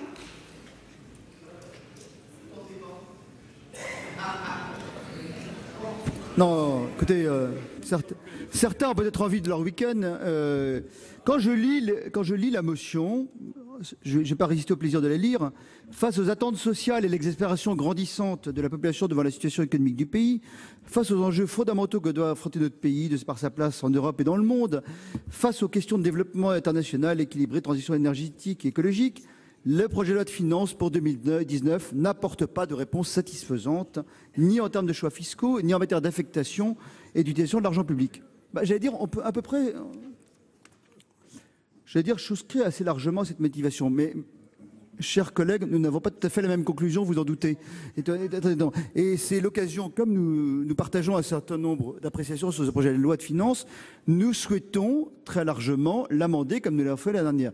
Et si nous votions cette question préalable, ça serait se priver de cette possibilité d'améliorer sensiblement le pouvoir d'achat des Français, la compétitivité, et donc malheureusement de ne pas pouvoir voter les amendements que vous propose notamment votre commission des finances et que vous propose ces différents.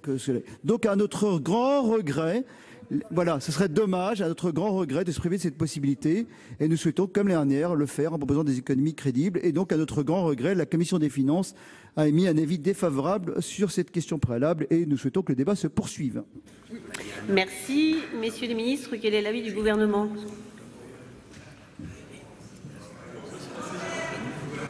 Non, le gouvernement ne pense pas qu'on puisse se passer de budget, Monsieur le Président de la Commission des Finances. J'ai entendu avec intérêt le Président Bocquet, qui est assez clair et cohérent avec la ligne qu'il a défendue lui-même l'année dernière, et il faut bien l'avouer, ce qu'ont défendu également les députés communistes à l'Assemblée nationale. Il me semble cependant qu'indépendamment du fait que je crois que la plupart des propos que vous évoquez, nous ne les partageons pas, même si on pouvait partager quelques constats ou quelques conclusions, on a déjà eu l'occasion de voir sur la fraude, il vaut mieux en effet que l'Assemblée que vous représentez puisse discuter amendement par amendement et article par article du projet que présente le gouvernement. Donc j'invite, si je le peux, la majorité des sénateurs à pouvoir entrer dans la discussion, sachant qu'il me semble que nous avons plus de 1100 amendements, un peu plus de 1000 amendements, et que ça nous amènera, j'imagine, à un débat intéressant, long, passionné, et sur lequel à la fin le Sénat aura un avis texte par texte, article par article, sujet par sujet. Merci. Y a-t-il des explications de vote ? Non. Alors je vais consulter le Sénat sur la question préalable. Je rappelle que l'adoption de cette motion entraînerait le rejet du projet de loi de finances pour 2019 en application de l'article 59 du règlement. Le scrutin public ordinaire est de droit. Je vous rappelle que l'avis de la commission est défavorable, l'avis du gouvernement est défavorable. Il va être procédé au scrutin public dans les conditions fixées par l'article 56 du règlement. Le scrutin sera ouvert dans quelques instants. Oui, oui.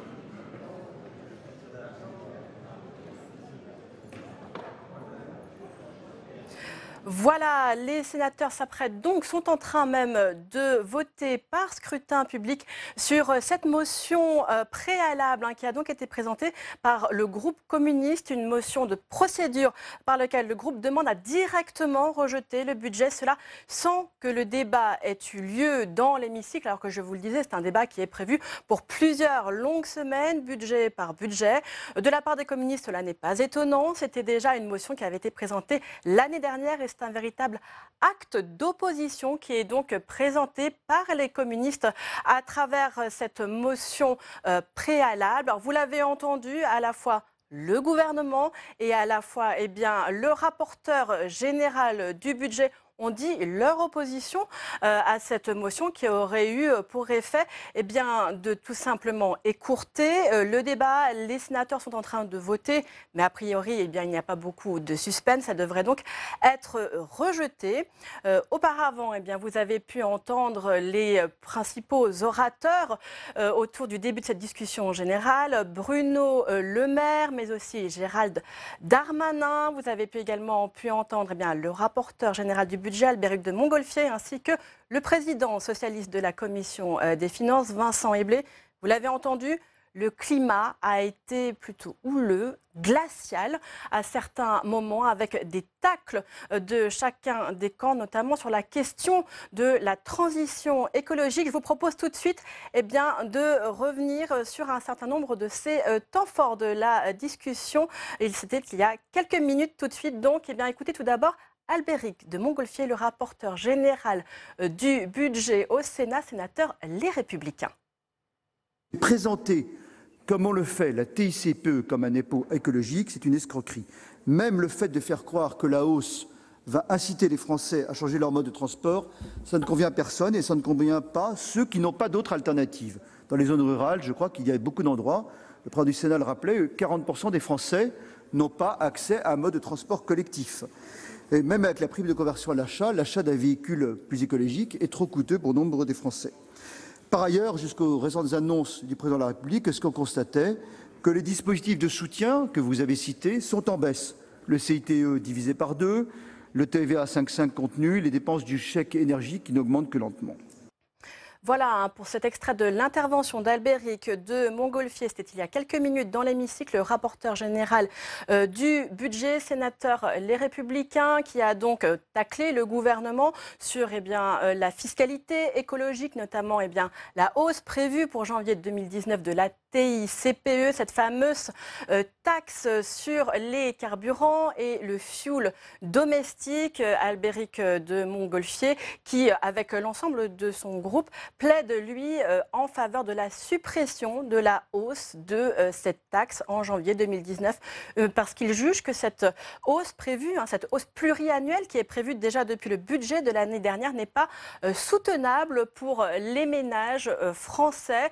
D'ailleurs, vous l'avez entendu tout à l'heure dans l'hémicycle, Albéric de Montgolfier a rappelé que l'année dernière déjà, il y avait un certain nombre de sénateurs, notamment Jean-François Husson, sénateur Les Républicains, qui avaient déjà alerté sur le fait que cette fiscalité allait être insoutenable pour les Français, que l'on pouvait craindre des nouveaux mouvements de bonnets rouges. Et puis finalement, vous l'avez vu, il y a actuellement le mouvement des gilets jaunes.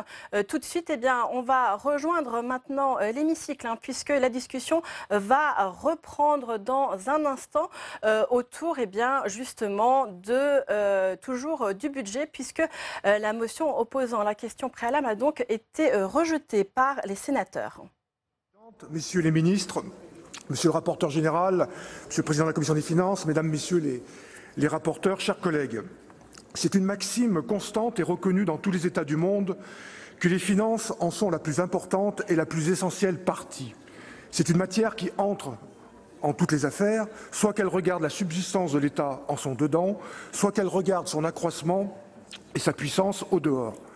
Ces paroles de Jean-Baptiste Colbert peuvent nous guider dans l'examen de ce projet de loi de finances.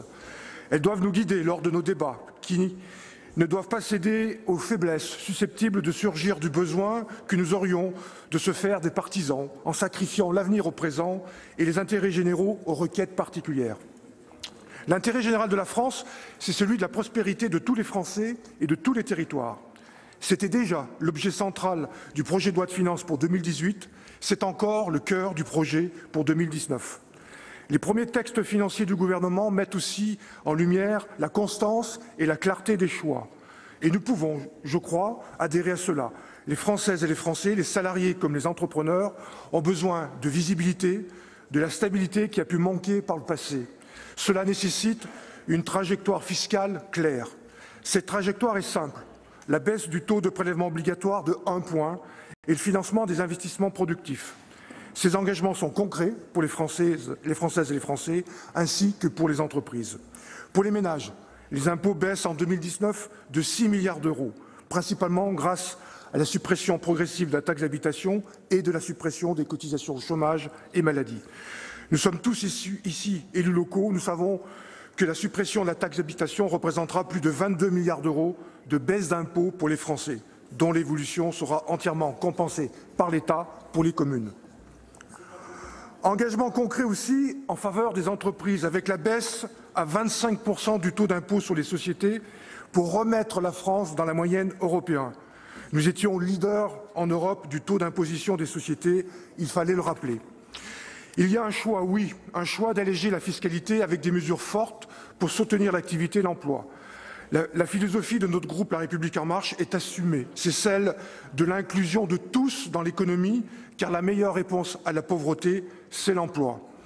Nous voulons aussi qu'en France, le travail paie, qu'il permet d'accroître la production de richesses et qu'il finance, autrement que par l'impôt et par la dette, les protections que nous devons à tous nos compatriotes, en particulier aux plus fragiles. Je suis comme vous tous élu local. Les choix faits par le gouvernement de clarté et de cohérence à destination des collectivités résonnent avec mon vécu. Cette année encore, la DGF est sanctuarisée à 27 milliards d'euros. La dotation de soutien à l'investissement local est maintenue à son niveau de 2017, soit 570 millions d'euros. Cette dotation est pérennisée par le gouvernement alors qu'elle présentait à sa création un caractère exceptionnel, ne l'oublions pas. Au total, DETR, DPV, DSIL, le soutien à l'investissement est maintenu à un niveau élevé. Les collectivités ont une visibilité sur leurs recettes et l'assurance de pouvoir gérer leur budget après 5 années de coupes sans discrimination entre communes pauvres et communes riches. C'est une nouveauté bienvenue. Mes chers collègues, l'intérêt général de la France est aussi changer notre modèle. Ce modèle repose sur la dépense publique financée par une dette qui frôle les 100% du PIB. Le recul historique nous apprend avec clarté, quand il y a hausse des dépenses publiques, il y a hausse des impôts, hausse de la dette et baisse de la croissance. Ainsi, la période marque la plus grande baisse des dépenses publiques depuis 5 quinquennats. Cette année, les dépenses publiques stagnent à 0% en volume. Le déficit public pour 2019 est de 1,9% du PIB en retranchant la bascule du CICE. 1,9% contre 3,4% il y a 20 mois, quand l'exécutif, et dont vous faites partie, messieurs les ministres, a commencé son travail. Votre travail a permis à la France de sortir de la procédure pour déficit excessif, c'est un fait. Conformément à la trajectoire votée par le Parlement, la dépense publique diminuera de 3 points sur le quinquennat. Au regard des études économiques disponibles, ce rythme de consolidation budgétaire est le bon pour ne pas faire chuter la consommation privée et contraindre les ménages et les entreprises. En d'autres termes, nous arrivons à un moment où nous devons nous interroger sur des choix collectifs et budgétaires. Malgré une dépense publique la plus élevée d'Europe, peut-on estimer que nos services publics sont les meilleurs? Qu'en pensent les enseignants, les juges, les policiers et les gendarmes? L'État peut mieux faire, l'État doit mieux faire. Mieux faire peut vouloir dire transformer les missions de l'État pour faire des économies, recentrer les actions, transformer le service public grâce au numérique. Mais mieux faire, c'est aussi répondre à l'enjeu de protection des Français. Le budget des armées connaît la plus forte augmentation des crédits depuis la guerre froide. L'effort pour nos armées sera porté à 2% du PIB. C'était un engagement du président de la République. Le voilà concrétisé. Protéger les Français signifie aussi renforcer nos forces de police et de gendarmerie. Cela commence par rattraper les 13 000 postes supprimés entre 2007 et 2012, mais cela signifie aussi repenser l'action de l'État pour la sécurité. Prendre conscience de la responsabilité qui nous incombe au moment de discuter le budget de la nation, c'est aussi ne pas sacrifier l'avenir au présent. Nous pouvons nous imaginer Cyrus Smith, l'ingénieur né de l'esprit de Jules Verne, qui détourne un fleuve et maîtrise la nature. Mais nous pouvons aussi imaginer, comme Simak, auteur de science-fiction, que demain l'humanité ne sera qu'une légende dont parleront les chiens. Nous avons un grand devoir vis-à-vis des générations futures. Nous avons, nous autres parlementaires, également 2 choix. Prétendre que la planète n'évoluera pas ou accompagner ce changement. Ces changements sont concrets, tangibles. Ainsi, dans l'un de ces scénarios sur le monde en 2040 dévoilé récemment, l'Agence internationale de l'énergie prévoit qu'1 véhicule sur 2 dans le monde sera électrique. Mes chers collègues, en conclusion, la sagesse du Sénat doit être au service de l'intérêt général et de la nation. Notre groupe sera en conséquence attentif sur les propositions qui pourraient sacrifier l'avenir, qu'il s'agisse d'aggraver le déficit public par des mesures sectorielles et de flatter ou satisfaire l'ego de quelques secteurs au détriment de tous les Français qui devront payer. Qu'il s'agisse par exemple de faire croire aux Français que l'environnement n'est pas un sujet lorsque 50 000 personnes par an meurent à cause de la pollution de l'air. Cette responsabilité est collective. Le groupe La République En Marche l'assumera. Merci. La parole est maintenant à Pascal Savoldelli pour le groupe CRCE. Vous avez la parole pour 12 minutes, chers collègues.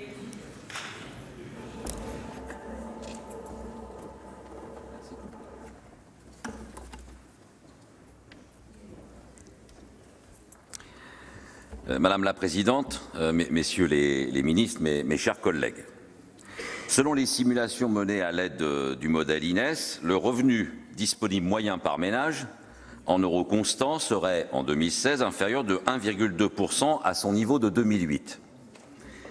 Les réformes fiscales visant le redressement structurel des comptes publics engagées à la suite de la crise économique, la hausse du chômage et du temps partiel et les évolutions démographiques sont sûrement des facteurs qui peuvent expliquer cette diminution.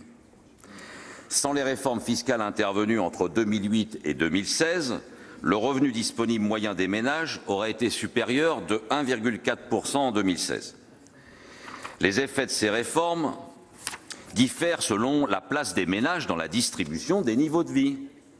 Bon, les ménages les plus aisés, c'est là bien le minimum, ont été les plus mis à contribution. Les 5% du haut de la distribution ont vu leur revenu disponible annuel diminuer de 5 640 € sous l'effet des mesures nouvelles concernant les prélèvements, hausse des cotisations sociales, création d'une tranche d'impôt sur les revenus à 45%, imposition au barème de l'impôt des revenus du capital, etc. Les ménages les plus modestes ont bénéficié de la politique sociale et des amortisseurs sociaux qui existaient encore.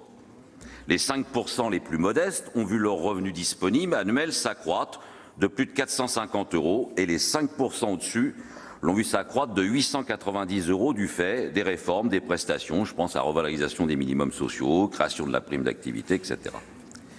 Messieurs les ministres, les réformes des prestations et prélèvements mises en œuvre en 2017 ont, à nos yeux, un impact quasiment nul sur les inégalités de niveau de vie. Ce que je viens de citer ici, mes chers collègues, ne pouvait figurer dans le document de présentation du budget 2019, puisque ces lignes sont issues d'une note d'actualité de l'INSEE publiée avant-hier, note fort instructive. Si elle ne réhabilite pas, et loin de là, les politiques du précédent quinquennat, elle témoigne en revanche que les quelques garde-fous encore préservés pour freiner l'aggravation des inégalités sociales ont sauté en 2017, avec ce que nous appelons, nous, l'avènement d'une course folle vers un ultralibéralisme sans limite. Oui, c'est bien un nouveau projet de société qui est à l'œuvre, encore plus violent pour les salariés, pour les familles populaires et les classes moyennes. Un projet toujours plus protecteur pour les actionnaires et les grandes entreprises et pour les marchés financiers. Ainsi, si l'on compare la première année du précédent quinquennat, largement rejetée par les milieux populaires, et la première année du quinquennat en cours, c'est-à-dire on prend la loi de finances 2013 et celle 2019, il semble bien que quelques données ont évolué et qu'elles n'ont certainement pas contribué à améliorer la situation de la grande majorité de nos compatriotes. Loi de finances 2013. On avait ainsi prévu, entre autres, de percevoir les recettes suivantes. Impôt sur le revenu, 72,8 milliards d'euros. Impôt sur les sociétés, 52,3 milliards d'euros, malgré le CICE. TVA, 141,8 milliards d'euros. TICPE, 13,8 milliards d'euros. Et nous avions une prévision de 85,2 milliards d'euros en remboursement et dégrèvement d'impôts d'État et 10,9 milliards d'euros pour les impositions locales. Devenu sénateur et rapporteur de la mission remboursement et dégrèvement, je me devais de le souligner. La part de la fiscalité indirecte était déjà importante dans l'ensemble des recettes, mais il n'en demeure pas moins que la situation n'était pas celle d'aujourd'hui. Dans le texte que nous allons travailler, nous avons ainsi une prévision. Impôt sur le revenu, 70,5 milliards d'euros. Impôt sur les sociétés, 31,5 milliards d'euros. TVA net, 166,9 milliards d'euros. D'ailleurs, très fortement impacté par le transfert en plus de 36 milliards pour compenser les allègements sociaux. Et TICPE, 17 milliards d'euros. Par ailleurs, le montant des remboursements et des dégrèvements continue son ascension. Ainsi, les correctifs sur impôts d'État vont atteindre 116 milliards d'euros et les allègements divers frappant les impositions locales vont possiblement atteindre les 20 milliards d'euros.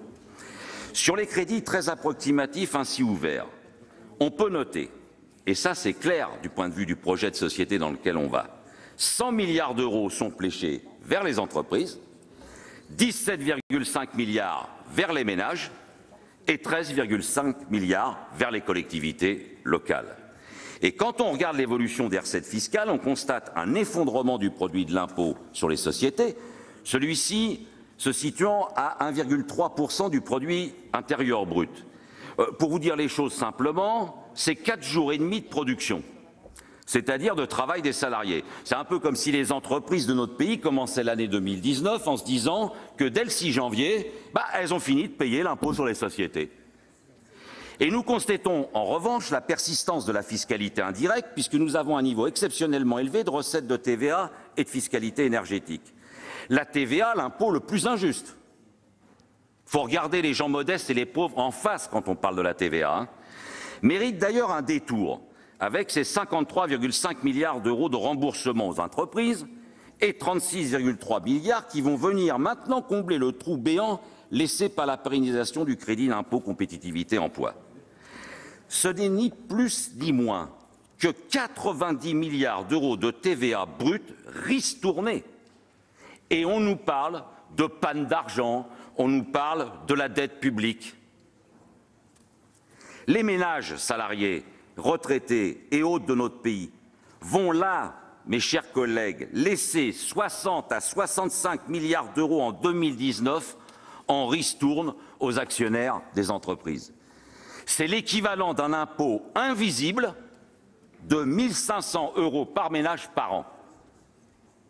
Ce que vous allez offrir aux Françaises et aux Français, c'est une forme d'enfer fiscal, messieurs les ministres, où les bases d'imposition vont, contre toute logique économique, s'éloigner de la sphère de la production pour se concentrer sur les revenus inégalitaires et alors sur une consommation sous toutes ses formes.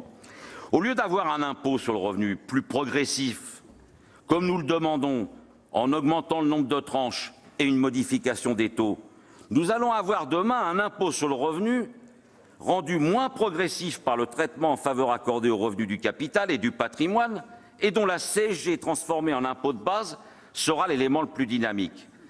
Et n'allez-vous pas, messieurs les ministres, consolider la dette sociale de la caisse d'amortissement de la dette sociale pour en confier le règlement aux salariés et puis aux retraités qui, eux, sont soumis à la CSG et la CRDS dont on parle si peu.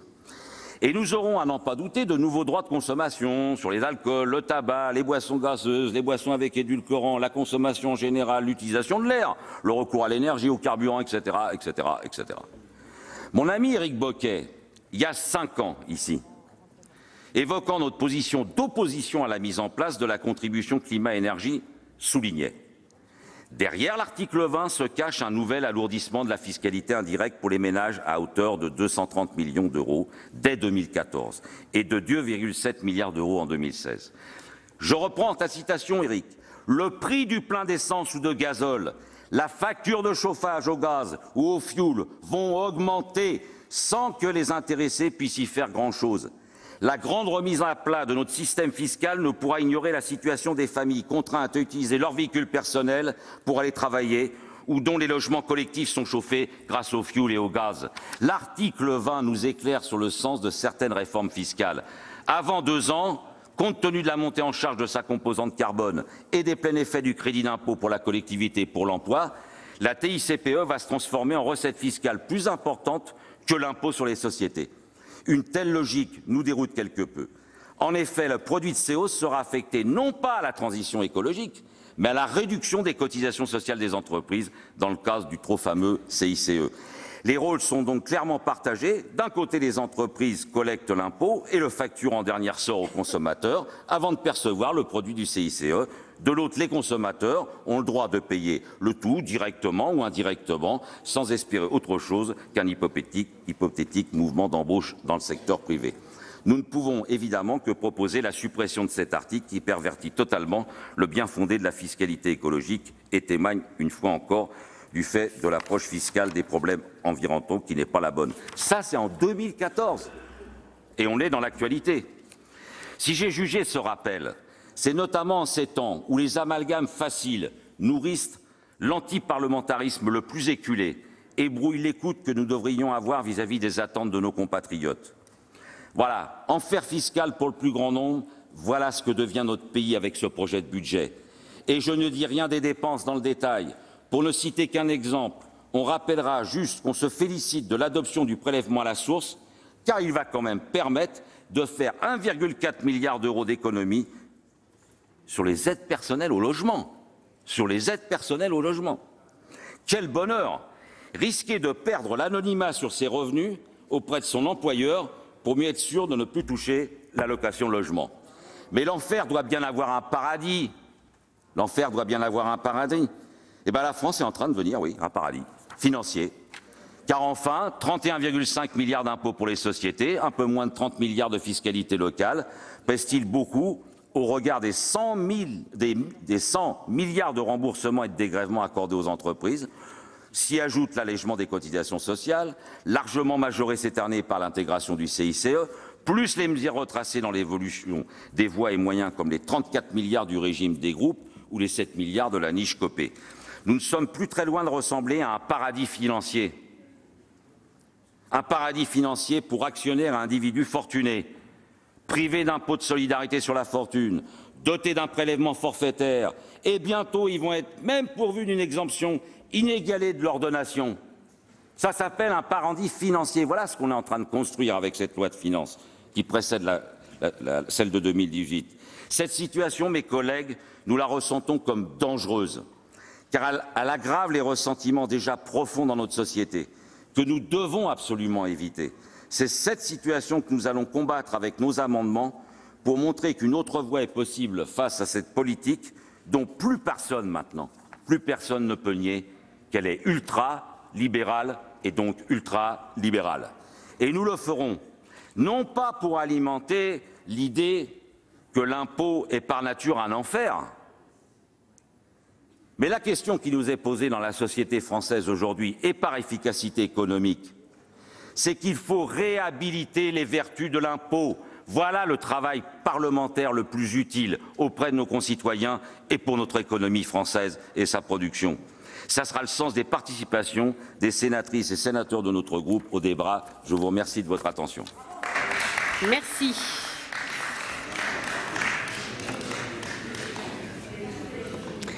La parole est à Monsieur Jean-Marc Gabouty pour le groupe RDSE. Vous avez 7 minutes, chers collègues.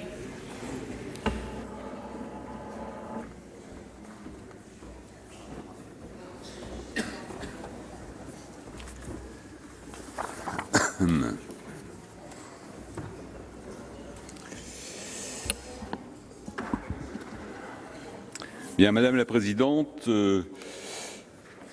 messieurs les ministres, Monsieur le Président de la Commission des finances, Monsieur le rapporteur général, mes chers collègues, pour le gouvernement et le Parlement, la présentation et le vote d'un budget constitue l'acte majeur de l'année, celui qui sous-tend toute la politique gouvernementale et celui qui dessine les frontières des majorités et des oppositions. Comme les années précédentes, il convient de replacer l'examen du projet de loi de finances pour 2019 dans un contexte historique, économique, social, financier, tant au plan national qu'international.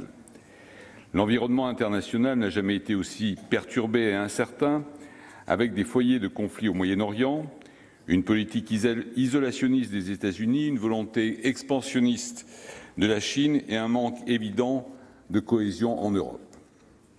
Sur le plan économique, on assiste à une complexification des échanges internationaux, à une plus grande volatilité du cours du pétrole et des matières premières et à un tassement des perspectives de croissance en Europe, ainsi malheureusement qu'à la persistance de nos faiblesses structurelles dans le secteur industriel. Le contexte historique national, c'est en fait l'état des lieux dégradé de la Maison France au début de ce quinquennat en termes de dette, de déficit public, de balance commerciale et de niveau de chômage. Les gouvernements précédents, malgré parfois des efforts méritoires, n'ont pas réussi à inverser les tendances négatives de ces indicateurs. C'est le défi que ce gouvernement doit relever, réussir là où ses prédécesseurs ont échoué.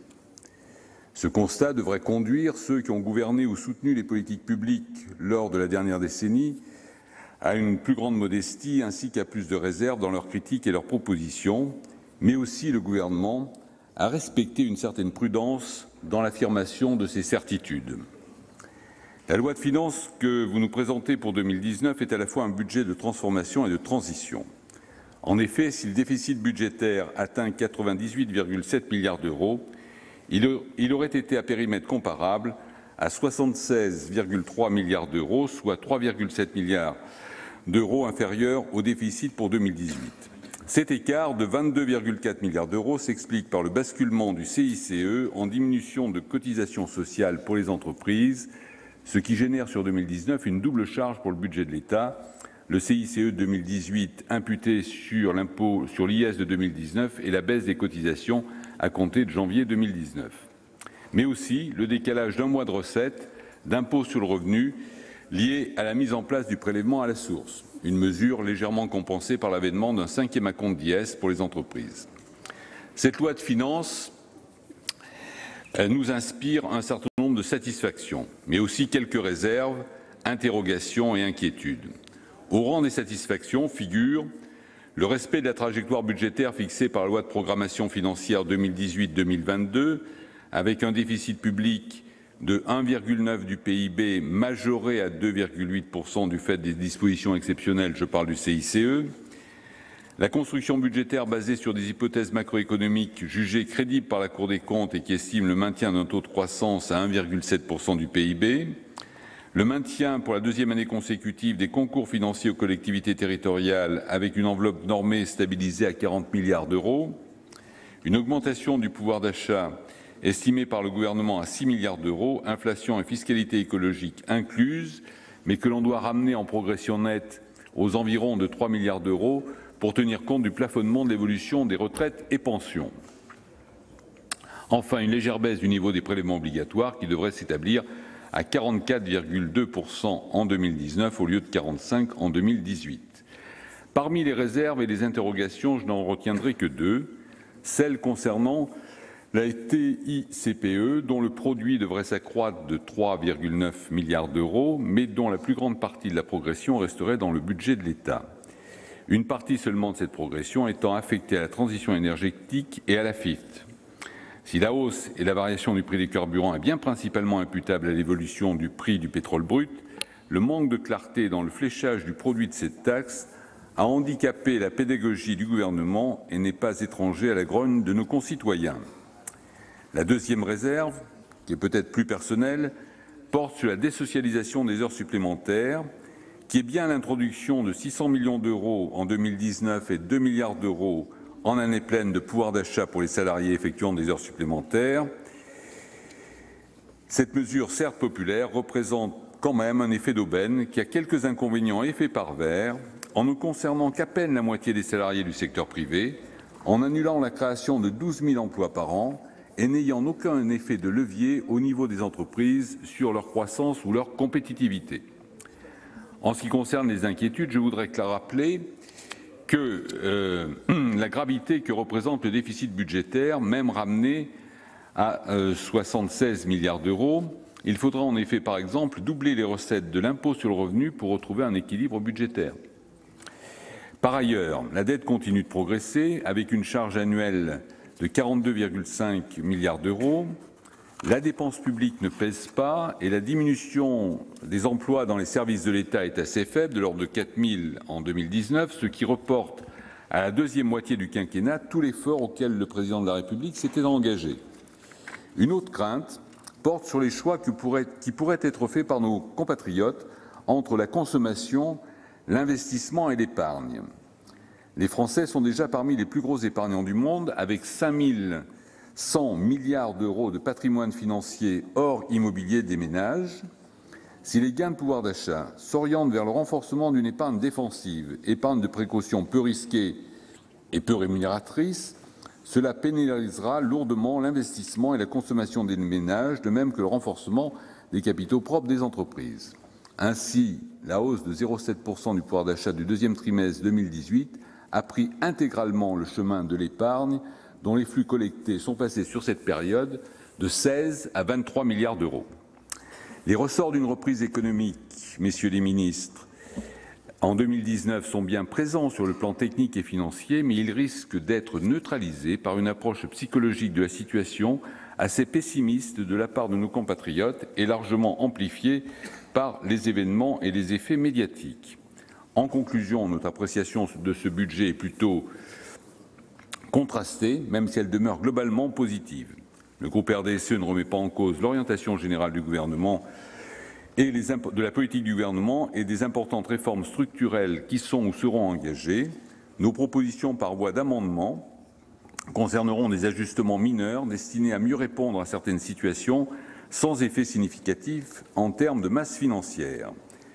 Dans la ligne directrice qu'il s'est fixée, l'exécutif doit poursuivre les réformes engagées, accentuer ses efforts pour diminuer la dépense publique et le niveau des prélèvements obligatoires.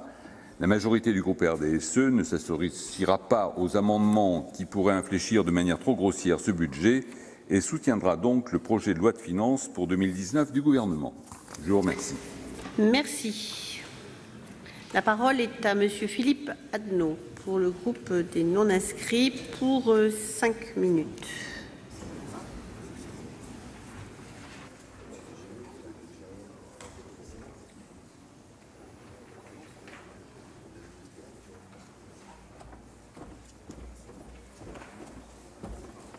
C'est déjà salué tout à l'heure.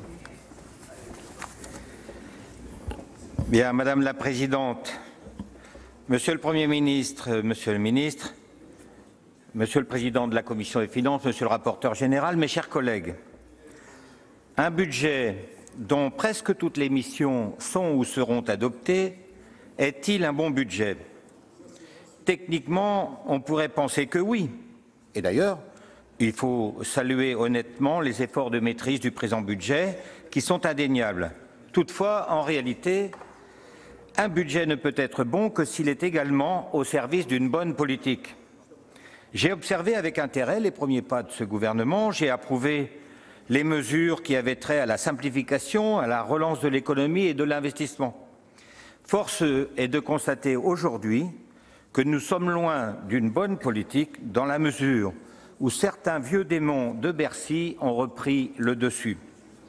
Un exemple emblématique, à mes yeux, est la suppression de la taxe d'habitation. Plus que la volonté de tenir une promesse, il est question pour Bercy de satisfaire un vieux rêve, à savoir remplacer l'autonomie fiscale et financière des collectivités territoriales par des dotations. Nous serions dans la main de Bercy. Cette décision est tout à la fois absurde et injuste. Elle est absurde car elle conforte ceux des élus locaux qui avaient voté les impôts les plus élevés et condamne ceux qui, dans un souci de bonne gestion, avaient voté de faibles impôts et n'auront donc aucune solution pour dégager des marges de manœuvre en cas de besoin. Cette décision est injuste dans la mesure où elle donne le plus de pouvoir d'achat à ceux qui ont déjà les revenus les plus élevés. L'écart, finalement, pourrait être de combien? De 0,30% de nos concitoyens ne paient pas la taxe d'habitation. Pour eux, ce sera 0 d'augmentation de pouvoir d'achat. Alors à combien? À 0 à 5 000, 0 à 10 000? On nous présente des moyennes départementales, mais on ne nous dit rien de la fourchette. Combien de pouvoir d'achat en plus pour ceux qui habitent dans des hôtels particuliers? Il aurait été plus juste de faire un abattement forfaitaire pour tous. Cette décision grève le budget de l'État sans provoquer en retour de création de richesses et oblige le gouvernement à faire la course aux recettes nouvelles, d'où l'explosion des taxes et prélèvements. L'affaire des carburants est exemplaire de la course aux usines à gaz. Prendre l'argent, ensuite proposer des montages alambiqués. L'allègement, par exemple, pour ceux qui habitent à plus de 30 km de leur lieu de travail. Combien faudra-t-il de fonctionnaires nouveaux pour contrôler tout cela? Et ceux qui sont à 29 km n'auront droit à rien. En réalité, ceux qui sont touchés sont ceux qui sont loin de tous les services, qui n'ont pas d'alternative, pas seulement pour leur travail, mais pour leur vie quotidienne. Le doublement de la prime pour changer de véhicule ne résoudra rien. Ceux qui n'ont pas les moyens financiers ou ceux qui viennent de s'engager avec des crédits ne profiteront pas de ces dispositions nouvelles. Pas d'alternative, c'est là que le bât blesse. Une bonne politique aurait consisté à ne pas faire s'effondrer le marché du diesel par des annonces intempestives et plomber le marché d'occasion, ce qui aura pour effet de faire durer le parc et le faire vieillir encore plus, et donc un résultat tout à fait contraire à ce qui était souhaité en matière environnementale. Une bonne politique aurait consisté à consacrer l'argent des taxes à construire des infrastructures facilitant les alternatives. Combien y a-t-il de postes de recharge à hydrogène en Allemagne? Combien y en a-t-il en France? Combien de postes pour les véhicules au gaz? Combien pour ceux qui vont rouler au E100? On n'a pas consacré l'argent des taxes à permettre aux gens de faire d'autres choix. Devant le ras-le-bol exprimé par nos concitoyens, on a l'impression d'un affolement général et donc d'un accroissement de la complexité, d'un éloignement des centres de décision, de la volonté de la technocratie de vouloir faire le bonheur des citoyens et des collectivités à leur place et souvent contre eux. Un bon budget technique n'est pas nécessairement un bon budget politique. Il faut le regretter car notre pays a des défis énormes à relever. Rien n'est dit ou rien n'est fait pour corriger le déficit de notre commerce extérieur. Pourtant, il n'est pas neutre par rapport à notre déficit public qui va atteindre les 100 milliards, pas neutre par rapport à l'endettement qui va atteindre les 1000 milliards. Il serait temps de se consacrer à l'essentiel, l'accroissement de la création de richesses. Merci. La parole est maintenant à Monsieur Vincent Delahaye, le groupe Union centriste pour 7 minutes.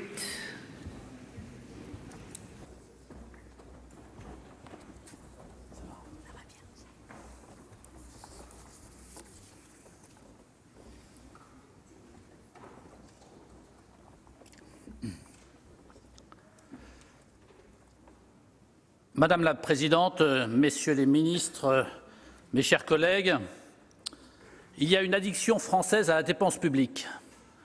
Comme toute addiction, elle nécessitera de la volonté et du courage pour s'en désintoxiquer. Ainsi s'exprimait le Premier ministre lors de son discours de politique générale. Au regard de ce budget, messieurs les ministres, qui n'écoutent pas, mais enfin, ce n'est pas très grave, il semble que cette volonté et ce courage fassent défaut. C'est merveilleux, faire deux choses en même temps.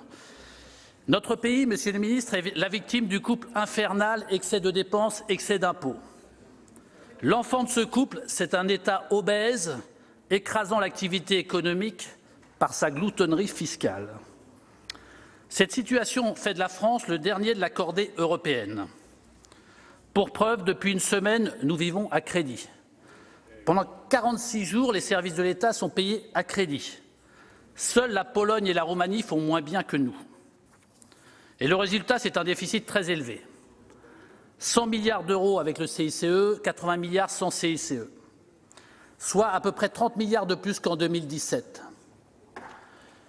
Alors si on était tout seul, on n'était pas seul dans cette situation, pardon, ça irait. Mais il faut savoir qu'il y a 9 pays de l'Union européenne qui sont excédentaires, et pas uniquement l'Allemagne. Certains diront que depuis 40 ans, on a tout essayé pour rétablir les comptes publics. Il n'en est rien. On a tout essayé sauf la baisse de la dépense publique.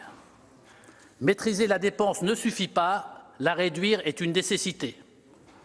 Il ne suffit pas de le dire, messieurs les ministres, il faut le faire. Les discours, c'est bien, les actes, c'est mieux. Vous le verrez dans le débat, ce qu'on proposera, monsieur le ministre, et j'espère que vous approuverez nos dispositions d'économie. Parce que nous avons en fait toujours plus de dépenses publiques. Toute administration confondue, en 2019, on nous propose 24 milliards de dépenses publiques supplémentaires. Depuis le début du quinquennat, c'est 51 milliards de dépenses publiques supplémentaires. Pour les seules dépenses de l'État, en 2019, c'est 6 milliards de plus que vous nous proposez, messieurs les ministres. Sur 30 missions, 20 sont à la hausse et seulement 10 à la baisse. Depuis 2006, la dépense publique a augmenté en France. 2006, ce n'est pas non plus très loin. La dépense publique a augmenté de 34%. C'est 300 milliards de plus de dépenses publiques depuis 2006. Et si l'on avait augmenté la dépense à hauteur de celle de la population, qui a augmenté de 6% dans l'intervalle, et de l'inflation de 22%, elle serait inférieure aujourd'hui de 80 milliards. 80 milliards, ça vous dit quelque chose, messieurs les ministres? C'est effectivement le montant du déficit sans le CICE. Et le budget que vous nous présentez aujourd'hui, messieurs les ministres, il est quand même relativement avare d'économies. Le président s'était engagé à supprimer 50 000 postes durant son quinquennat. Ça nous semblait déjà insuffisant. Après une réduction de 1 600 postes en 2018, vous proposez 4 200 postes pour 2019. En moyenne, ça fait moins de 3 000 postes par an. À ce rythme-là, c'est 17 ans qu'il nous faut pour remplir la promesse du président de la République. Depuis 1980, année où l'on ne pouvait pas considérer que la France était sous-administrée, les emplois publics ont augmenté de 46% contre une augmentation seulement de 23% de la population. Pour parvenir à faire de vraies économies, il conviendrait de réduire le périmètre de l'État. Il est temps d'agir si vous voulez alléger considérablement la dépense et donc la fiscalité. Et se souvenir du mot de Clémenceau. La France est un pays extrêmement fertile. Quand on y plante des fonctionnaires, ils poussent des impôts. Et effectivement, on a toujours plus de fiscalité.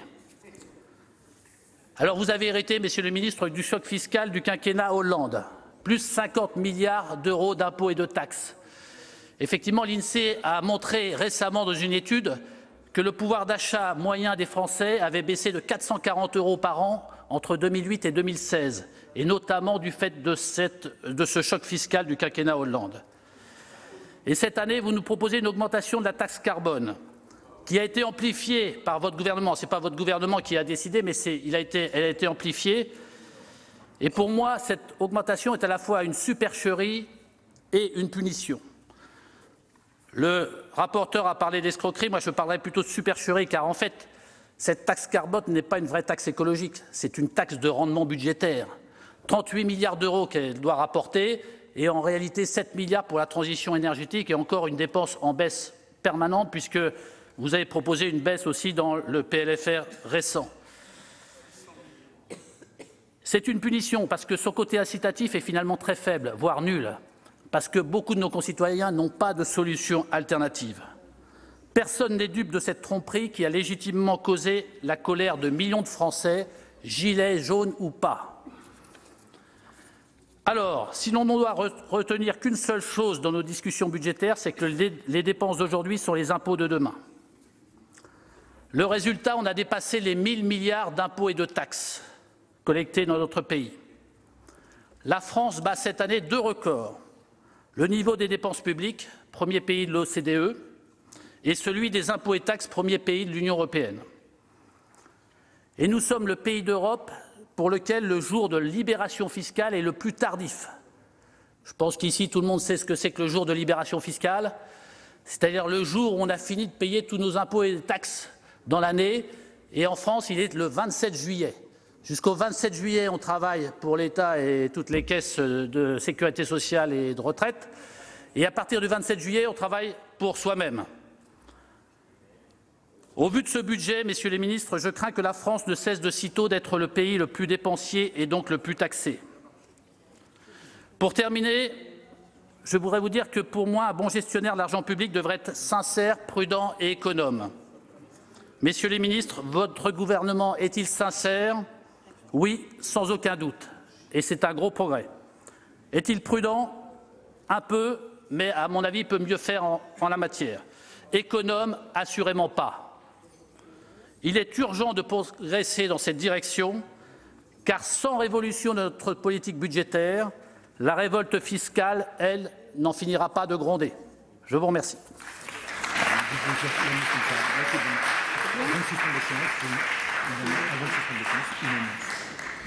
Alors avant de suspendre la séance... Voilà pour le début de cette discussion générale sur le projet de loi de finances 2019. Dans un climat, vous l'avez entendu, au moins au début, assez tendu entre les sénateurs et l'exécutif.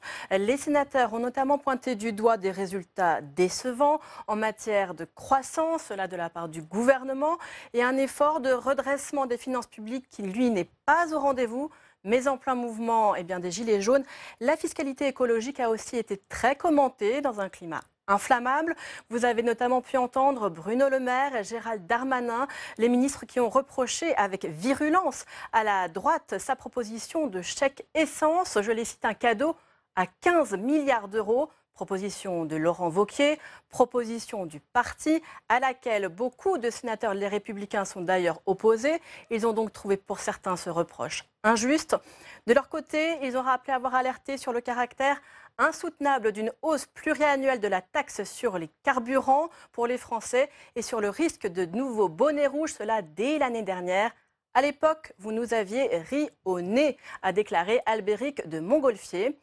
À noter également que les sénateurs, et cela de façon assez transpartisane, jugent que la hausse de la TICPE, cette fameuse taxe sur les carburants, vient surtout alimenter le budget général. La fiscalité écologique n'a d'écologique que le nom, a d'ailleurs déclaré le communiste Éric Bocquet. C'est une supercherie, a déclaré à l'instant le sénateur UC Vincent Delahaye. Mais tout de suite, nous allons donc interrompre cette discussion générale et place au Congrès des maires avec vous, Oriane Mancini. Il a aussi été question de fiscalité aujourd'hui et notamment de fiscalité locale au Congrès des maires.